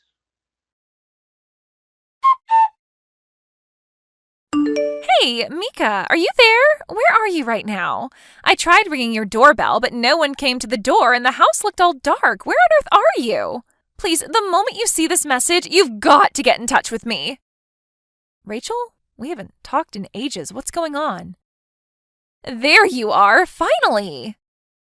You seem pretty serious. Did something happen, or are you okay? I'm fine. This isn't about me. Hasn't my mom messaged you? I thought she would have told you about what was going on. In any case, you've got to get down to the hospital as soon as possible. Oh, I'm sorry, Rachel. The truth is that I blocked your mom a while ago. You what? Why would you do that? I guess that's besides the point now. So, you haven't heard about my brother? Well, no, I haven't spoken to Jaden since 2 days ago. He was in a car crash, and he's in the hospital right now. A car crash? You need to get down to the Central City Hospital as soon as possible. There's a lot we'll need to talk about moving into the future, so I thought it would be best for the whole family to gather together in person. Hold on, Rachel, calm down for a second. How can you be calm when your husband is in the hospital? My husband? Wait a second. Rachel, didn't you hear about what happened between us? No, what? Jaden and I are divorced, Rachel. What? You are? Yeah, it was finalized 2 days ago. This is the first I've ever heard of this. Oh my goodness. I see. I'm sorry you had to find out like this. I guess that would explain why you haven't been contacting Jaden and haven't come down to the hospital yet. I guess. Wow, this day just keeps getting crazier. I'm sorry, Mika. I must have surprised you when I started texting you in a panic all of a sudden like that. Don't worry about it. It's not your fault. You just didn't know. I know this is probably a sensitive issue, and I don't mean to pry, but was the divorce over my brother's infidelity? How did you know? Well, I had my suspicions when the doctors mentioned that there was another passenger in the car Jaden was driving, and it was a female who I had never met before. Apparently the accident happened while they were on their way back from their spa vacation.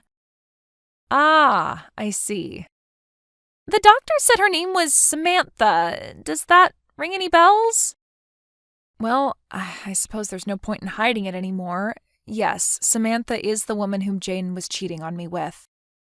I see. I am terribly sorry for the way my brother treated you. I already told you, Rachel, you don't have anything to apologize for. You didn't do anything wrong. Okay, well, I guess that does explain a lot of things then. Gotcha. I don't know much of the details of the accident at this point, so I'll message you again sometime later after we talk to the police. For now, I can tell you that the doctors say that his injuries aren't life-threatening. I don't know exactly how things are going to go from here on out, but there might be some times when I need to get a hold of you. Is that okay? Sure thing, Rachel. Just let me know whenever you need anything. Now, how about you, Rachel? How are you dealing with all of this? Are you okay? Me? Yes, you. I know that neither Jaden nor your mother have treated you very well over the years, and that's just from the things I've heard and seen from Jaden. I can't imagine what they were like when I wasn't around.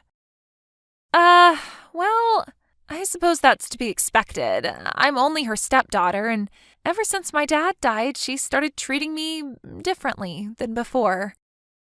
I'm not sure what the extent of Jaden's injuries are, but do you think they might try to force all the work of taking care of Jaden and his mistress onto you? I'm just asking out of concern for you, Rachel. I don't know. Your brother and I are divorced now, so it may not be my place to say this, but remember, there's absolutely no need for you to bear the burden all by yourself, Rachel. You take care of yourself, you hear me? Thanks, Mika. I'll do that. Mika, what's your problem? When are you finally going to step up and take responsibility for taking care of me? You know I'm wheelchair bound now. Don't pretend you don't. Even my poor, sweet Samantha has to live with a wheelchair. She's an angel. She didn't deserve this. We're living in a wheelchair-accessible apartment right now, but even with all those accommodations, it's still a nightmare over here. Hurry up and get your butt over here and help out around the house. Jaden, you are the last person I wanted to hear from today. We've been divorced for a few months now. What do you want from me? Don't act dumb. I want you to take responsibility. You need to come over to our apartment every day and help us out. Why? You know why. We're stuck in wheelchairs for the rest of our lives. And just what have you been up to lately while shirking off your responsibilities to me, huh? Have you been having fun? Walking around? Going places? No, I mean, why am I the one who has to take care of you? We're divorced. Excuse me? You're my wife. Obviously you have to take care of me. Do I need to teach you what the word divorced means? At our wedding, you vowed to take care of me. Till death do us part. Did you get a brain injury in that crash? In sickness and in health, Mika. And right now, I'm cashing in on the in sickness part. You're gonna fulfill your duties to me as my wife, or else. We are divorced. I am not your wife. What? What do you mean, what? You told me to fire the papers, quote, as soon as possible. And just like you told me, I went down to the courthouse the very same day and filed them. We're divorced. You never told me that. You also told me that I didn't need to tell you when I submitted them. I did? I asked you if you wanted me to message you when I submitted the divorce papers. You said no and further stated, again, directly quoting you here, a message from you ruining the mood of our celebratory vacation is the last thing I want. So, like you told me, I didn't tell you. Got it? Wait, but you were only asking me that because you wanted an excuse to keep talking to me, weren't you? No, I assumed that you had plans to marry your mistress as soon as we were divorced, and so I thought you might like to know at what point that would be legally possible. That's all. But you never messaged me, so I figured, I don't know, maybe you were still in love with me and hadn't submitted them yet. My God in heaven, you told me not to message you! Seriously, how bad was the brain damage you suffered in that accident? I didn't suffer any brain damage. I'm just as smart as I've always been. Listen, Samantha and I are having a really hard time of things getting adjusted to life in a wheelchair. My mom helps us out when she can, but she's had a bad back, so she can't do everything all the time. We need someone to take care of all three of us. Then hire someone. Did you really think you would be able to talk your ex-wife into moving back in with you to be your live-in maid? If you hadn't gotten a CAT scan yet, get one soon. Okay, well, then I can just make you my legal wife again. Huh? We've been pretty busy over here the last few months between being in the hospital, going through rehabilitation, and then getting adjusted to our new lifestyles, so we haven't had the time to get legally married. So it just so happens that I'm a perfectly eligible bachelor. We can get married again. You can be my wife and help out me, Samantha, and my mom around the house. Isn't that a great plan? I am more and more convinced that they lobotomized you while you were in the hospital. Do you even have any brains left in your skull? What's up with that attitude? I'm offering you the chance to get back together with me. Are you really going to throw it in my face like this? Short answer, yes. Long answer, yes, of course I am, you complete moron. But why? Don't insult my intelligence, Jaden. Rachel finally got tired of taking care of you and moved out, didn't she? And the only reason you're contacting me right now is because you want me to take over for her. Wait, how do you know that Rachel moved out? Because she told me she did. She told me that she's only your stepsister and that her father married your mother and that he had passed away a few years ago. And ever since then, it was just you, your mom, and Rachel living together in your house. She also told me that she started treating her like trash as time went on. I guess the two of you thought that since Rachel wasn't a blood relative, that you could force her to do all the cooking and cleaning while you just laze around the house. Yeah? And so what if we did? She's supposed to take care of her family. Rachel learned something very important recently. When your mother married her father, she never legally adopted her as her daughter. Once again, so what? She's still my stepsister and my mom's stepdaughter. Stepchildren aren't like biological children, especially when they're adults like Rachel. When you marry someone with children, they don't automatically become your legal children. There is a process to legally adopt the children of your spouse, but again, your mother never did it. So there is no bond, legal or biological, binding Rachel to you and your mom. Uh-oh. Looks like you're starting to see where I'm going with this. I guess the doctors must have left a few pieces of your brain behind after all. So, you're saying...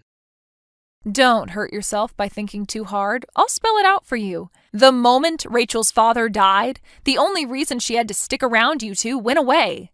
So no, Rachel has no responsibility to take care of you or your mother. I'm very sorry to say this, but you won't be able to rely on either the sister you mistreated nor the wife you cheated on to take care of you. Tough luck. And to be really honest, expecting me or her to care for you is an unprecedented low, even for you. Hey, you're probably aware of this, but Samantha kinda got cut off by her parents, so she doesn't have anywhere else to go. Oh no, she got cut off by her parents after they found out she got in an accident riding with the married man she was sleeping with. This might be a little harsh, but right now, the two of you are getting exactly what you deserve. Please, Mika, you've got to come back to me. We really need some help around here. Then go and hire someone to do it for you. We can't hire somebody to help us without any money. Both Samantha and I had to quit our jobs after the accident, so we've got almost no income. Not my problem. How can you be so cold to me after all we've been through together? Ah, yes, we have most certainly been through a lot together, haven't we? I remember it all so clearly, from our first date to your proposal, to our wedding and honeymoon, and then finally the day I found out you were sleeping with another woman. And if this had happened before that last one, I probably would have stuck with you, for better or for worse. But I would sooner die than spend the remaining years of my life nursing the cheating scoundrel who betrayed me. All right, fine, whatever. You won't help us. Then can you at least tell me where Rachel went so I can contact her? You said you had been talking to her, right? Just her phone number would be okay. Please? She's my last hope. Not a chance. Why not? Think about it. Rachel is, for the first time in years, finally free of the curse you and your mother had brought upon her. She is taking her first steps as a free woman. And as she's enjoying her newfound freedom, do you think she'd appreciate being bombarded from texts begging for help from the stepbrother who directly contributed to her years of torment? So no, I would never tell you Rachel's location or phone number, not even if you were lying on your deathbed. Then who's going to take care of us? If you won't, and Rachel won't, then who? Don't know, don't care. Come on! Goodbye. Forever. Jaden didn't know when to give up, so I blocked his number after that. And just to be safe, I went out and got a new phone number the next day. Since I also moved apartments since then, I think it's safe to say I don't need to worry about the three of them bothering me anymore. I'll also still keep in touch with Rachel. She gets updates on what Jaden is up to through a friend of hers. Apparently, after getting married to Samantha, an acquaintance of theirs was decent enough to hire them on as disabled hires in the same company they used to work at. So it seems that they should be able to make ends meet, if only barely. However, their personalities always were, well, atrocious. And once word got around about the circumstances behind them ending up in a wheelchair, everyone's opinions of them managed to get even worse than they already were. Despite the cold treatment by their old colleagues, they need their jobs so desperately that they can't quit. So they have no choice but to bear with the constant jeers and scorn they face every single day they show up at the office. Thank you for watching. Please subscribe and hit the like button. See you next time. Maya, when are you finally going to get a divorce from Dad? I'm really getting sick and tired of you always being at the house doing nothing but chores all the time, so let's go. Huh? Sarah, what do you mean by that? I'm asking you to divorce him because I don't want you here in this house anymore. It's clear you have a strong dislike for me, but if you had objections, you should have expressed them before the marriage. Why bring it up now? I've been together with your dad for years now, so it's really not the best time to be asking something like that now. The only reason I never complained about you back then was because ever since my real mom left, I've been the one responsible for all the household chores. The situation wasn't ideal, but it was manageable. When Dad told me he wanted to marry someone and brought you home, I thought to myself, finally, I might be free from these endless chores. I was thrilled at the prospect of having some relief and even approved of your marriage to him. But once we actually began living together, the reality was far different from my expectations. I was freed from doing housework, but having to live with someone who I felt was an annoying old woman was more distressing. Annoying old woman, huh? And let's not forget, just 6 months after the wedding, Dad had that accident, ended up hospitalized, didn't he? Being stuck living alone with a strange aunt has been excruciating. It feels like a punishment, if I'm being honest. A strange aunt? It feels so good to finally voice my true feelings. I have had those pent up for so long now that I had no clue what I was going to do if I didn't get them off my chest. I'm happy to hear that you're feeling better now, but if I leave, won't you have to handle the housework again? From now on, I plan to arrange for professional cleaning services, and I'll invest in time-saving kitchen gadgets and cleaning equipment. This way I can minimize my own work and ensure everything runs smoothly. Of course, I'll also be asking that my dad doesn't make as much of a mess when he's back home. Sarah, are you thinking about the expenses involved? Not only will all those fancy gadgets you're talking about cost a lot, but getting a cleaning service or even a maid to come over and clean, that's way too much money.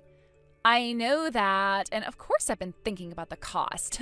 Dad's income seems to have increased since marrying you, so with that extra money, we can take care of all the required needs. Huh? Since you married Dad, his standard of living has improved, hasn't it? This means his salary must have risen, making it easier for him to support a full-time housewife like you. If you were to leave, there would be a reduction in household expenses, which would provide me with a chance to enjoy a more comfortable lifestyle with the saved money. Excuse me, can we talk about something? What else do you want to talk about? I'm not a full-time housewife. Huh? But you're always at home. Didn't you quit your job when you married Dad and told me that you'd be home a lot more often than before? Yes, I did leave my corporate job, but see, you're not working. Earning money isn't just about having a job at a company. Huh? Currently, I work remotely, which means that I'm pretty much able to work from home all the time. Huh? Isn't that just doing a bit of work on the side while you handle household chores? Isn't that called piecework? It might seem that way, but I also have passive income streams. What's that? Even if you use fancy terminology, it still looks like piecework to me. Like you've got some kind of a small side gig or something. Sarah, you're about to graduate from high school and have plans to go to junior college. You should start acquiring the knowledge that will be useful when you enter the workforce. Huh? I don't understand what you're talking about. Anyway, I need my allowance. I just gave it to you last week. It's not enough.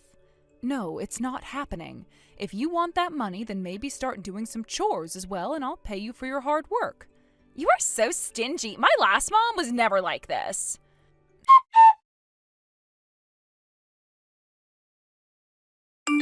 Sarah, sorry for interrupting you, but there's something I'd like to ask you about. What's that? Do you know what happened to my wristwatch? What? It's the silver one that I've always got on when I'm going out.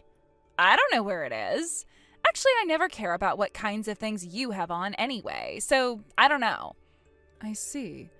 Well, it's the one I got from your dad. He gave it to me instead of an engagement ring to show that I promised him my love. What? So you never got an engagement ring? He told me that a wristwatch is something one can get a lot more use out of, so that's what we went with. Oh. I just wanted to ask you about this in case you had any memory of what happened to it. Well, I still don't know. I see. All right, then.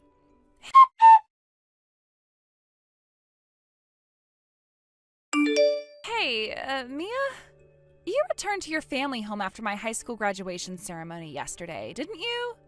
Yes, that's right. I'm currently staying at my family home. As I mentioned before, I came back because there is something important to announce. Dad's discharge date from the hospital's been set. I'm aware of that. I received a notification about it too. So, regarding what we discussed the other day, could you please act on it soon? What exactly are you referring to? I mean, how long do you plan on staying at Dad's house? It's time for you to stop leeching off of him. Who is leeching off of whom? It's obviously you. I'm not leeching. I have been working and contributing my share to the household expenses. Well, I anticipated you might say that, so I've taken the liberty of throwing out all your belongings. What? I thought that might be the only way to get you to leave. Get out now. You need to divorce Dad immediately. Oh, is that how you want to handle it? If that's the case, then you'll need to manage your dad's hospitalization costs yourself. What are you talking about? You're acting like you're the one covering Dad's medical expenses. Since you seem to be so concerned, why don't you take care of your dad's discharge arrangements? It might be best if you hear directly from him about his current situation and what needs to be done. Huh?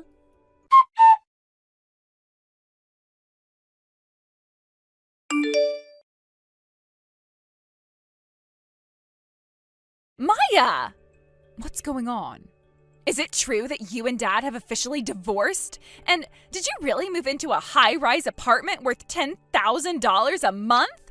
Is it also true that you covered all of Dad's hospital bills by yourself?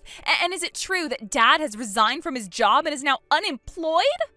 It's quite unbelievable, but yes, everything you've heard is true. Seriously? To clarify everything, it might be helpful to organize your questions in chronological order. Chronological order? Let's start with your dad's accident. Since it was a self-inflicted accident, insurance coverage was not an option. So you ended up covering the entire expense yourself? Yes, that's correct. The accident involved a company car that had to be written off, so he was given the choice of either resigning or paying for the car. He opted to resign. So it's essentially like being fired. Yes, it's almost the same. Although your dad did receive some severance pay, it was significantly less than what he would have received if it had been a company-initiated dismissal. I see. Initially, my own income was sufficient to manage both the living expenses and hospital bills. Given the expletive nature of the company, I considered it a sort of unexpected blessing. But then the real issues began. Issues? Yes, the major problem with your dad's accident was that it occurred while he was on way to meet his mistress. An affair? Dad had an affair? Yes, I found this out when I visited Yoshiro-san's hospital room at an unusual time and discovered him with his mistress. What? After revealing the affair, further investigation showed that it had been ongoing since before our marriage. It appears he was interested in my family's wealth. Huh? So your family is actually wealthy? Yes, that's correct. You can think of it that way. After discovering the affair, I had to quickly manage the divorce proceedings and compensation claims. Following that, I moved back to the high-rise apartment that I owned before marriage. Oh, the $10,000 high-rise? Yes, this apartment was inherited from my late father. It was valued at 100 million yen when it was first purchased, but its current value is likely diminished. But the high-rise... Let's not dwell on the high-rise details and focus on the core issues. Because of the divorce, I won't be charging you for the hospital expenses I covered during our marriage. However, any remaining unpaid amounts will need to be settled by you. But I'm unemployed, and don't forget about the compensation money. Oh, right. By the way, the mistress has already paid her share, but your dad still hasn't paid his portion. I have a feeling that Dad's expenses have accumulated to an enormous amount. I'm concerned that his severance pay might not cover everything. How he manages his finances is not my concern, so you should discuss this matter directly with your dad. And Sarah, you too. What about me? Regarding the matter of you taking and selling various items of mine without permission? Huh? You knew? Of course. With only you and me in the house, I immediately suspected you. To gather concrete evidence, I installed hidden cameras in my room. Cameras? Yes, I have detailed records of what you took from my room, and I've also tracked the app accounts you used to sell those items. That too? You mentioned discarding my belongings, but it turns out you sold what you could, didn't you? The total damage, based on what I know, amounts to just over 5,000. I will make sure to claim that amount. No way. And what about the private school tuition for you? Huh? I was the one who paid for the entrance fee and tuition as a gesture of goodwill. So you're the one who covered the entrance fee? But when it comes to college, I won't be handling any future tuition costs, so you'll need to figure that out on your own. Really? Dad doesn't seem reliable, so what should I do? Well then, I think we're done here. From now on, please handle everything through a lawyer. Goodbye.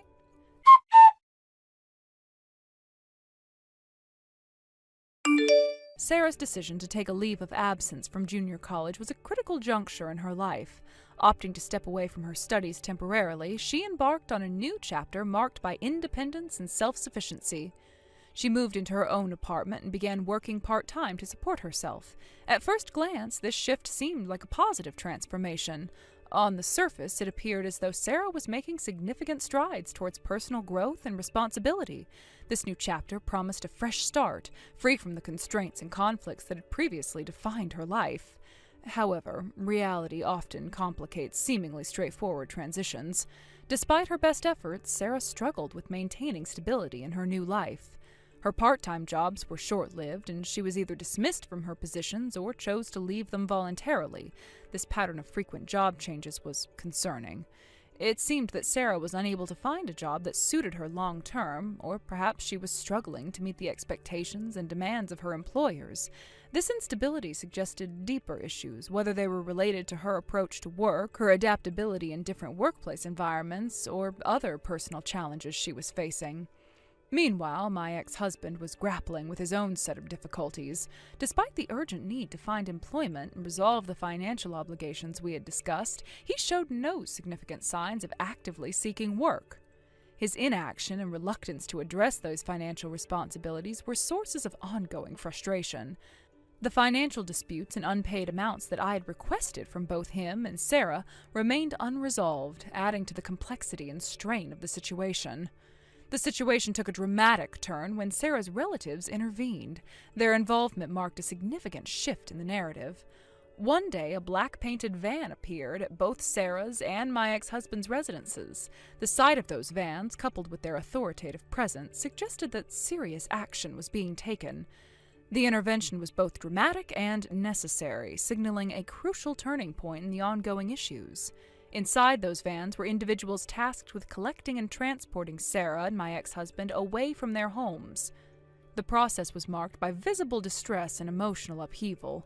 The intervention by Sarah's relatives aimed to address the unresolved financial issues and bring some degree of resolution to the prolonged disputes. The appearance of the black vans and the subsequent actions taken were necessary steps towards resolving the complex and ongoing problems that had affected all parties involved. Following the intervention, there was a noticeable shift in the financial situation. From the following month, payments began to be made in installments. This development was a significant improvement and indicated that progress was being made in addressing the outstanding financial obligations. Although the payments were being made in small amounts, the fact that they were occurring at all was a positive sign that Sarah and my ex-husband were now facing some level of accountability for their financial responsibilities. This change marked a crucial step toward resolving the long-standing issues that had plagued our lives. Despite these positive changes, I chose to focus on my own life and well-being. The period of dealing with financial disputes and personal upheavals had been incredibly taxing and stressful. Now that the issues were being addressed and some level of resolution was being achieved, I felt it was time to fully embrace the freedom of my single life.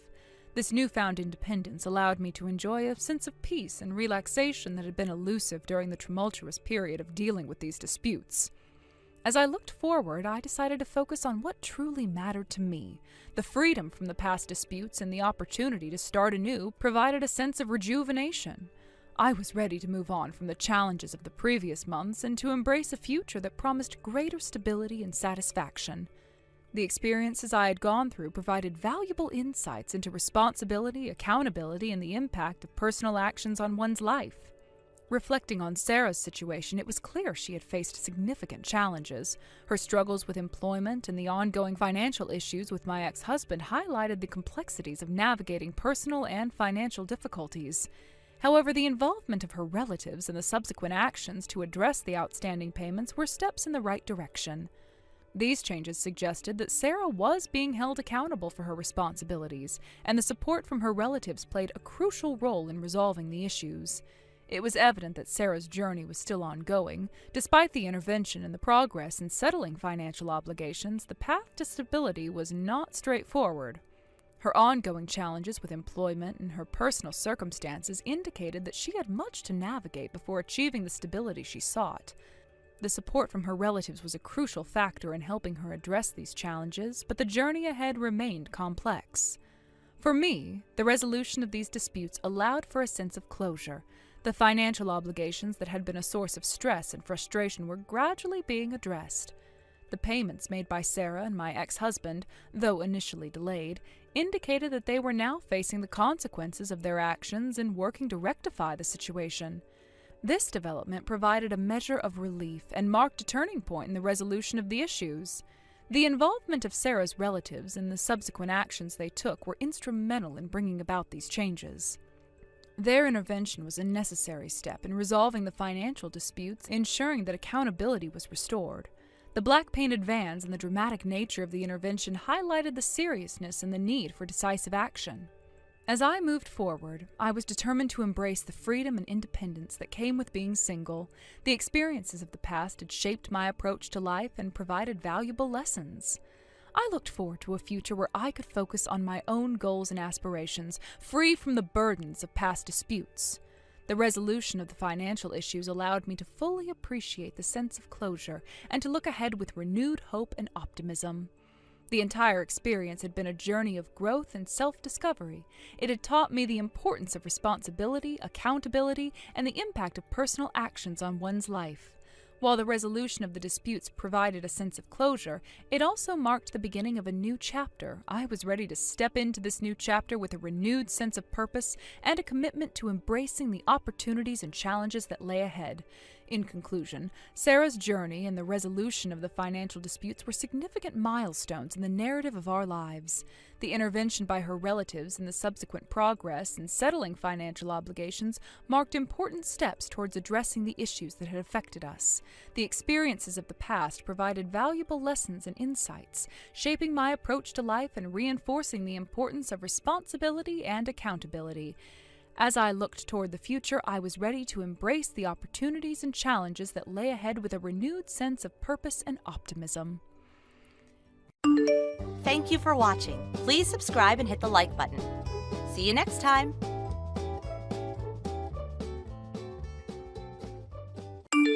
Oh, this is unbelievable. If I'd known this was going to happen, I wouldn't have hesitated any longer than I already have. I should have kept trying to reach out no matter what, even if it meant making things worse with my husband and all. Huh? Excuse me, but who is this? Oak, really now? Even if we've only met once, why are you asking who I am? I get that it's been years now since then, but I'm the one person you should be able to remember the most. No, I truly don't remember. At the very least, I don't think we've exchanged phone numbers or anything, have we? Because you're not showing up in my contacts anywhere, and there is no texter ID. Where'd you even get my number from?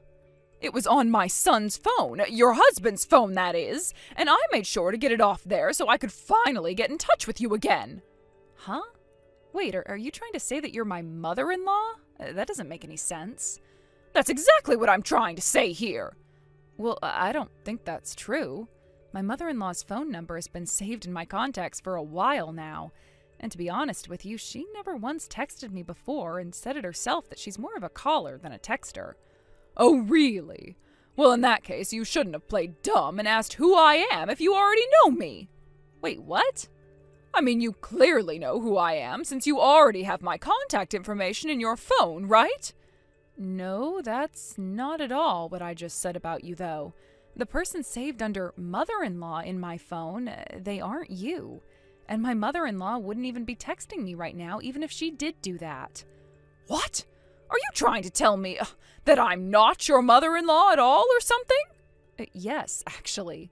You're not my mother-in-law, and I'm not really sure who you could be. So how about you go and check your son's phone one more time and make sure you didn't type that number into your phone wrong. What kind of nonsense are you spouting? You're just trying to escape the blame for your crime, aren't you? Well, I'm not letting that happen, and I will make sure that you are held responsible for it. Huh? What crime? My son found out about your affair and left the house to go and try to investigate, and then he got hit by a car. All he wanted to do was get the evidence, but before he could move out of the way, he was knocked out completely. Wait, what? What are you talking about? I've never even heard about any of that going on. You're the one who ran him over, didn't you? You wanted to silence him, didn't you? All because you are too egotistical and can't stand having other people know about your faults. But I won't let you get away with this. I will never forgive you for this, ever. Let me ask you this one more time. Who exactly are you? Because honest to God, I have no clue who you are or what you want with me. I told you already that I'm your husband's mother, your mother-in-law, and what I want from you is to confess your crimes and then make up for them so that my son doesn't have to go through this pain anymore. Okay, you need to listen very carefully to me. I am currently traveling with my actual mother-in-law right now. She's right beside me in our hotel room, and we are getting ready to leave and go outside. So, again, who are you? What? What do you mean you're with your mother-in-law traveling right now? My mother-in-law has chronic back pain, so we're staying at a spa resort for an extended trip to help her recover for a little while before her next fit of pain. What? I'm your mother-in-law, though. What's all this nonsense about me being at a spa resort with you and having chronic back pain?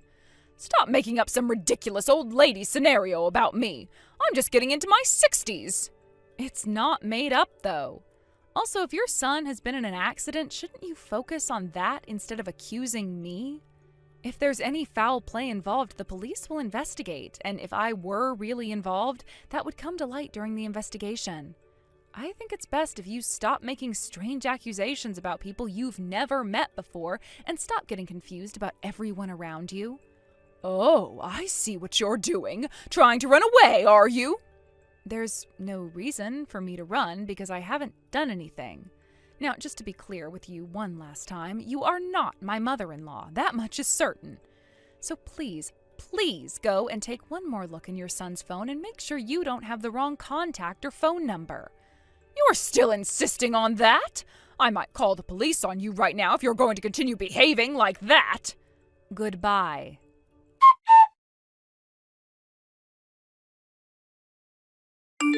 Oak, lend me some money, all right? Huh? Is this you, Candace? It's been years since you've reached out, and now you're asking for money? What about that wonderful high-earning husband of yours?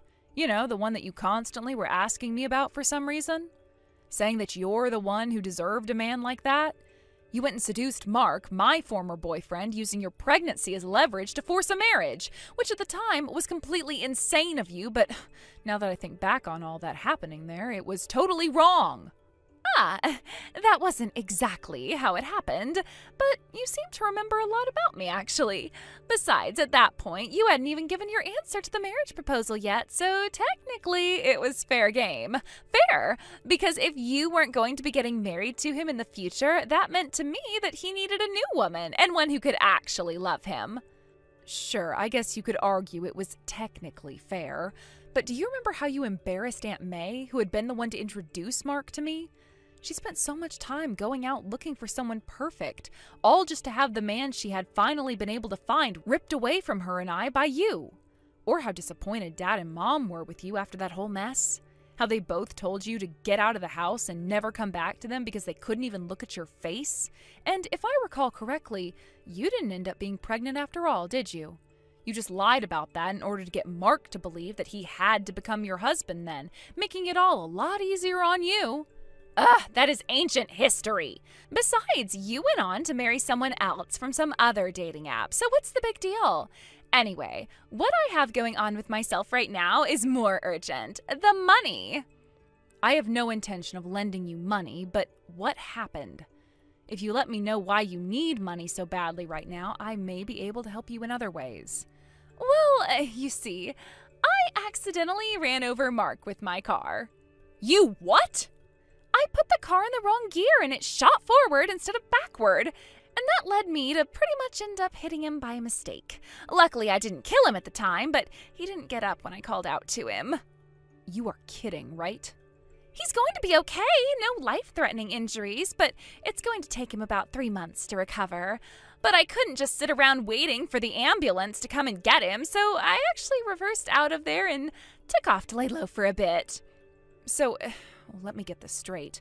You want me to cover Mark's hospital bills that you ended up causing him and the car repairs? All because you're too afraid to take responsibility for your own actions?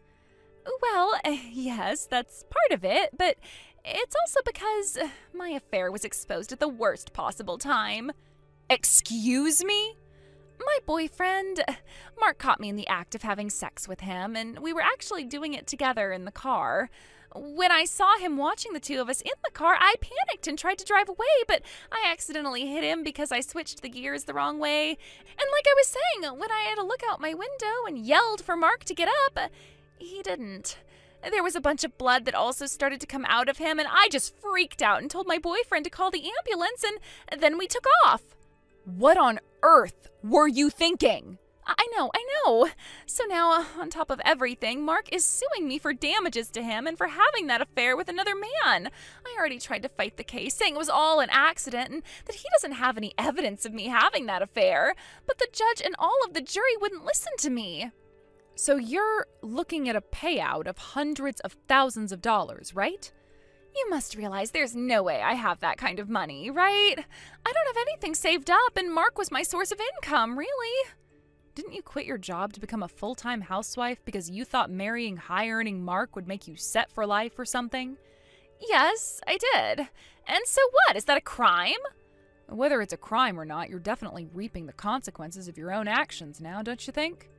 I don't even get why you would have that affair in the first place when you had gone through all the trouble of stealing him from me years ago. I suppose I was just fed up with some things in our relationship that made me start looking for someone else to please me. I see. By the way, sorry to change the subject, but there's something I want to ask you. What now? What's your mother-in-law's name? Huh? My mother-in-law's name?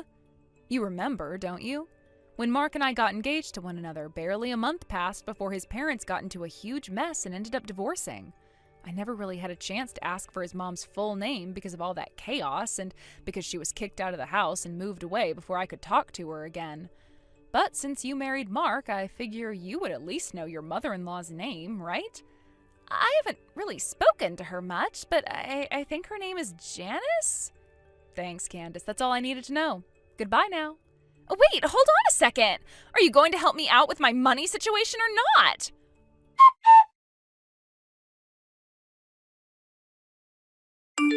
Oak, I am officially demanding $50,000 from you as compensation.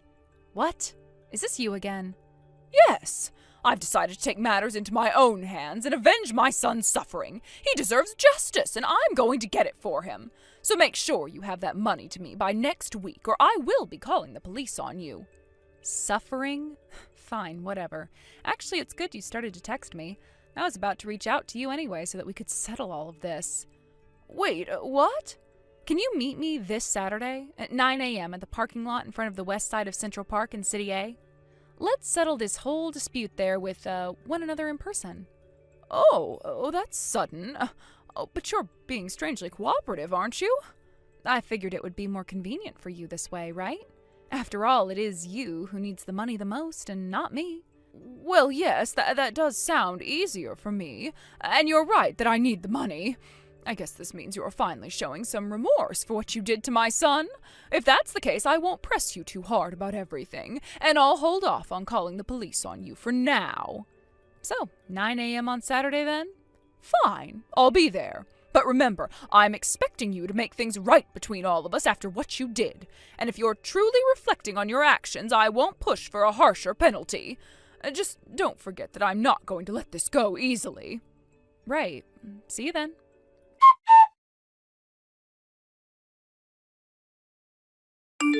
Candace, this is about Saturday. Are you going to be free around 10 a.m. to leave your house and come see me? What do you want? Did you get that $50,000 I asked for ready? I want you to come out to East Park and City B around that time, all right? Meet me in the parking lot there and we can talk some things over together. What? You'll be able to come, right? And that's you saying you're going to be giving me that $50,000 I need? Are you coming or are you not coming? I'll be going. I will definitely be going to see you. I need that money badly, so I really have no other choice. Then make sure to get there on time for me, please. I don't want to have to wait all day for you out there. I'll finally be able to end all of this without having to get into loads of debt. Thank God.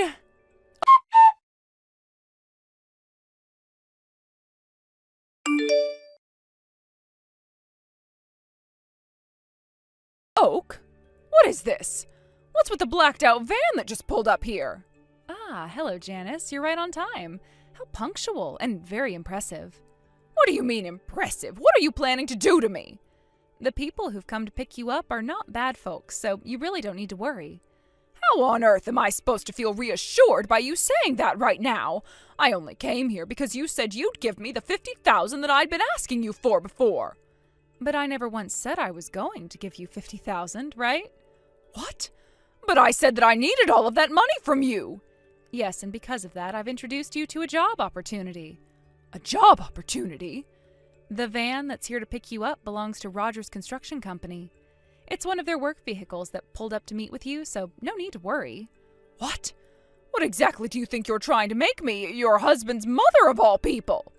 I demanded $50,000 from you to avenge my son's suffering, and now you're telling me to work? How does any of that even make sense? Isn't it because after your divorce you used up the alimony in your ex-husband's personal savings and now you owe him $50,000 and that's why you're asking me for it? What? Also, let's be clear about one thing here. Your son is very much alive and well, isn't he? What does that have to do with this? Ugh. Let me say this again. I am not your son's wife. Oh, there you go with that nonsense again. How many times do we have to go back to square one? You were the one who was introduced to my son a while back in the arranged marriage meeting. Yes, that part is true.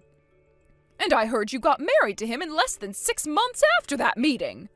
Well, in those less than 6 months, his marriage partner changed and I was no longer with him anymore. What?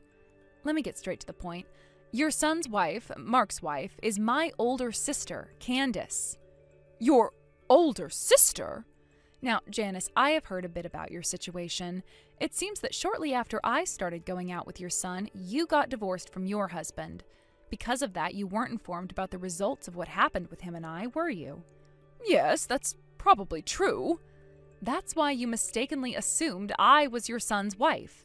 But after your divorce, I understand you met with Mark a few more times to have lunches and dinners together, right? Yes, we did meet a couple times after that.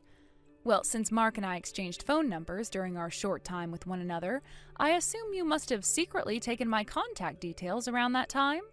If I'd only known the name of the actual woman he'd be getting married to, none of this would have happened. Right, but I imagine Mark didn't exactly want to tell you the truth, did he? It must have been hard to explain that he ended up marrying the woman he had been dating for a little bit's sister. That's an awkward situation to explain, and I know I'd be afraid to talk about it as well. So, that's how all of this... Well, I think we're done here now, right? What? By now, you're probably already on your way to the van that Rogers Construction brought for you, right? They've instructed me not to stay in contact after we've finished our conversation, since they'll be taking you out into the middle of nowhere and there won't be any cell service for you there. Wait, hold on a minute! Look, I was dragged into this misunderstanding due to a lack of information, but this is where our connection ends. Best of luck to you, and I hope you can make all of that money back to pay your ex-husband with. Wait! Oh, don't leave me like this! Good luck with your new job at Rogers Construction. Take care. Wait!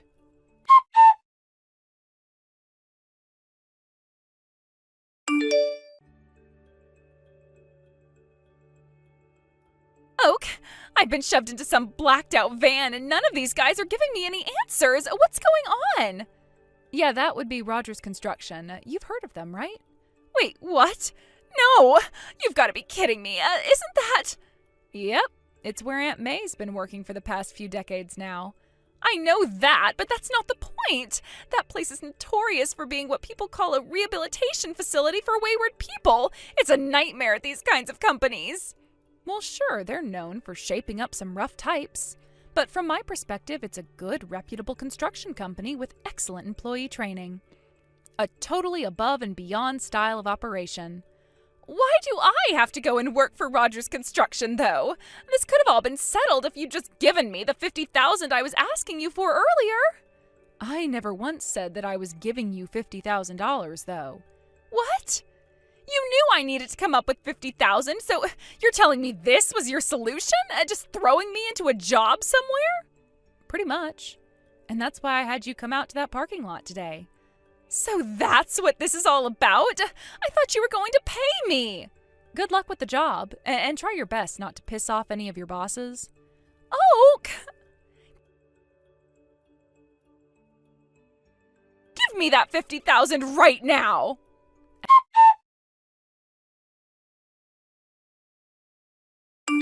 At 9 a.m., Janice was picked up by the company van, and an hour later, my sister Candace was also collected by them.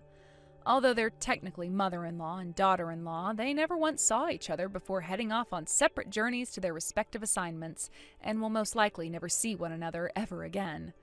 Now, under the strict but caring guidance of their passionate senior colleagues, both Janice and Candace are reportedly spending their days utterly exhausted, battling muscle soreness and near tears as they work hard. It's tough, to say the least, but they're getting through it in order to change their ways and make that money they both need to pay other people off. As for Mark, who's still recovering in the hospital, it seems he's had time to reflect on a few things a bit when it comes to his mother and his wife. Word is, after his recovery, he plans to join Rogers Construction voluntarily as well, in order to humble himself and understand better the people like his mother and wife. So as you can see, although I was unexpectedly dragged into this situation, it's finally settled down and I didn't have to end up paying a single person the $50,000 they begged me for. Now, as for what's been going on with myself after all the drama concluded, I am taking a well-deserved break, enjoying a parfait with my real mother-in-law and relaxing after all the chaos. Thank you for watching. Please subscribe and hit the like button. See you next time.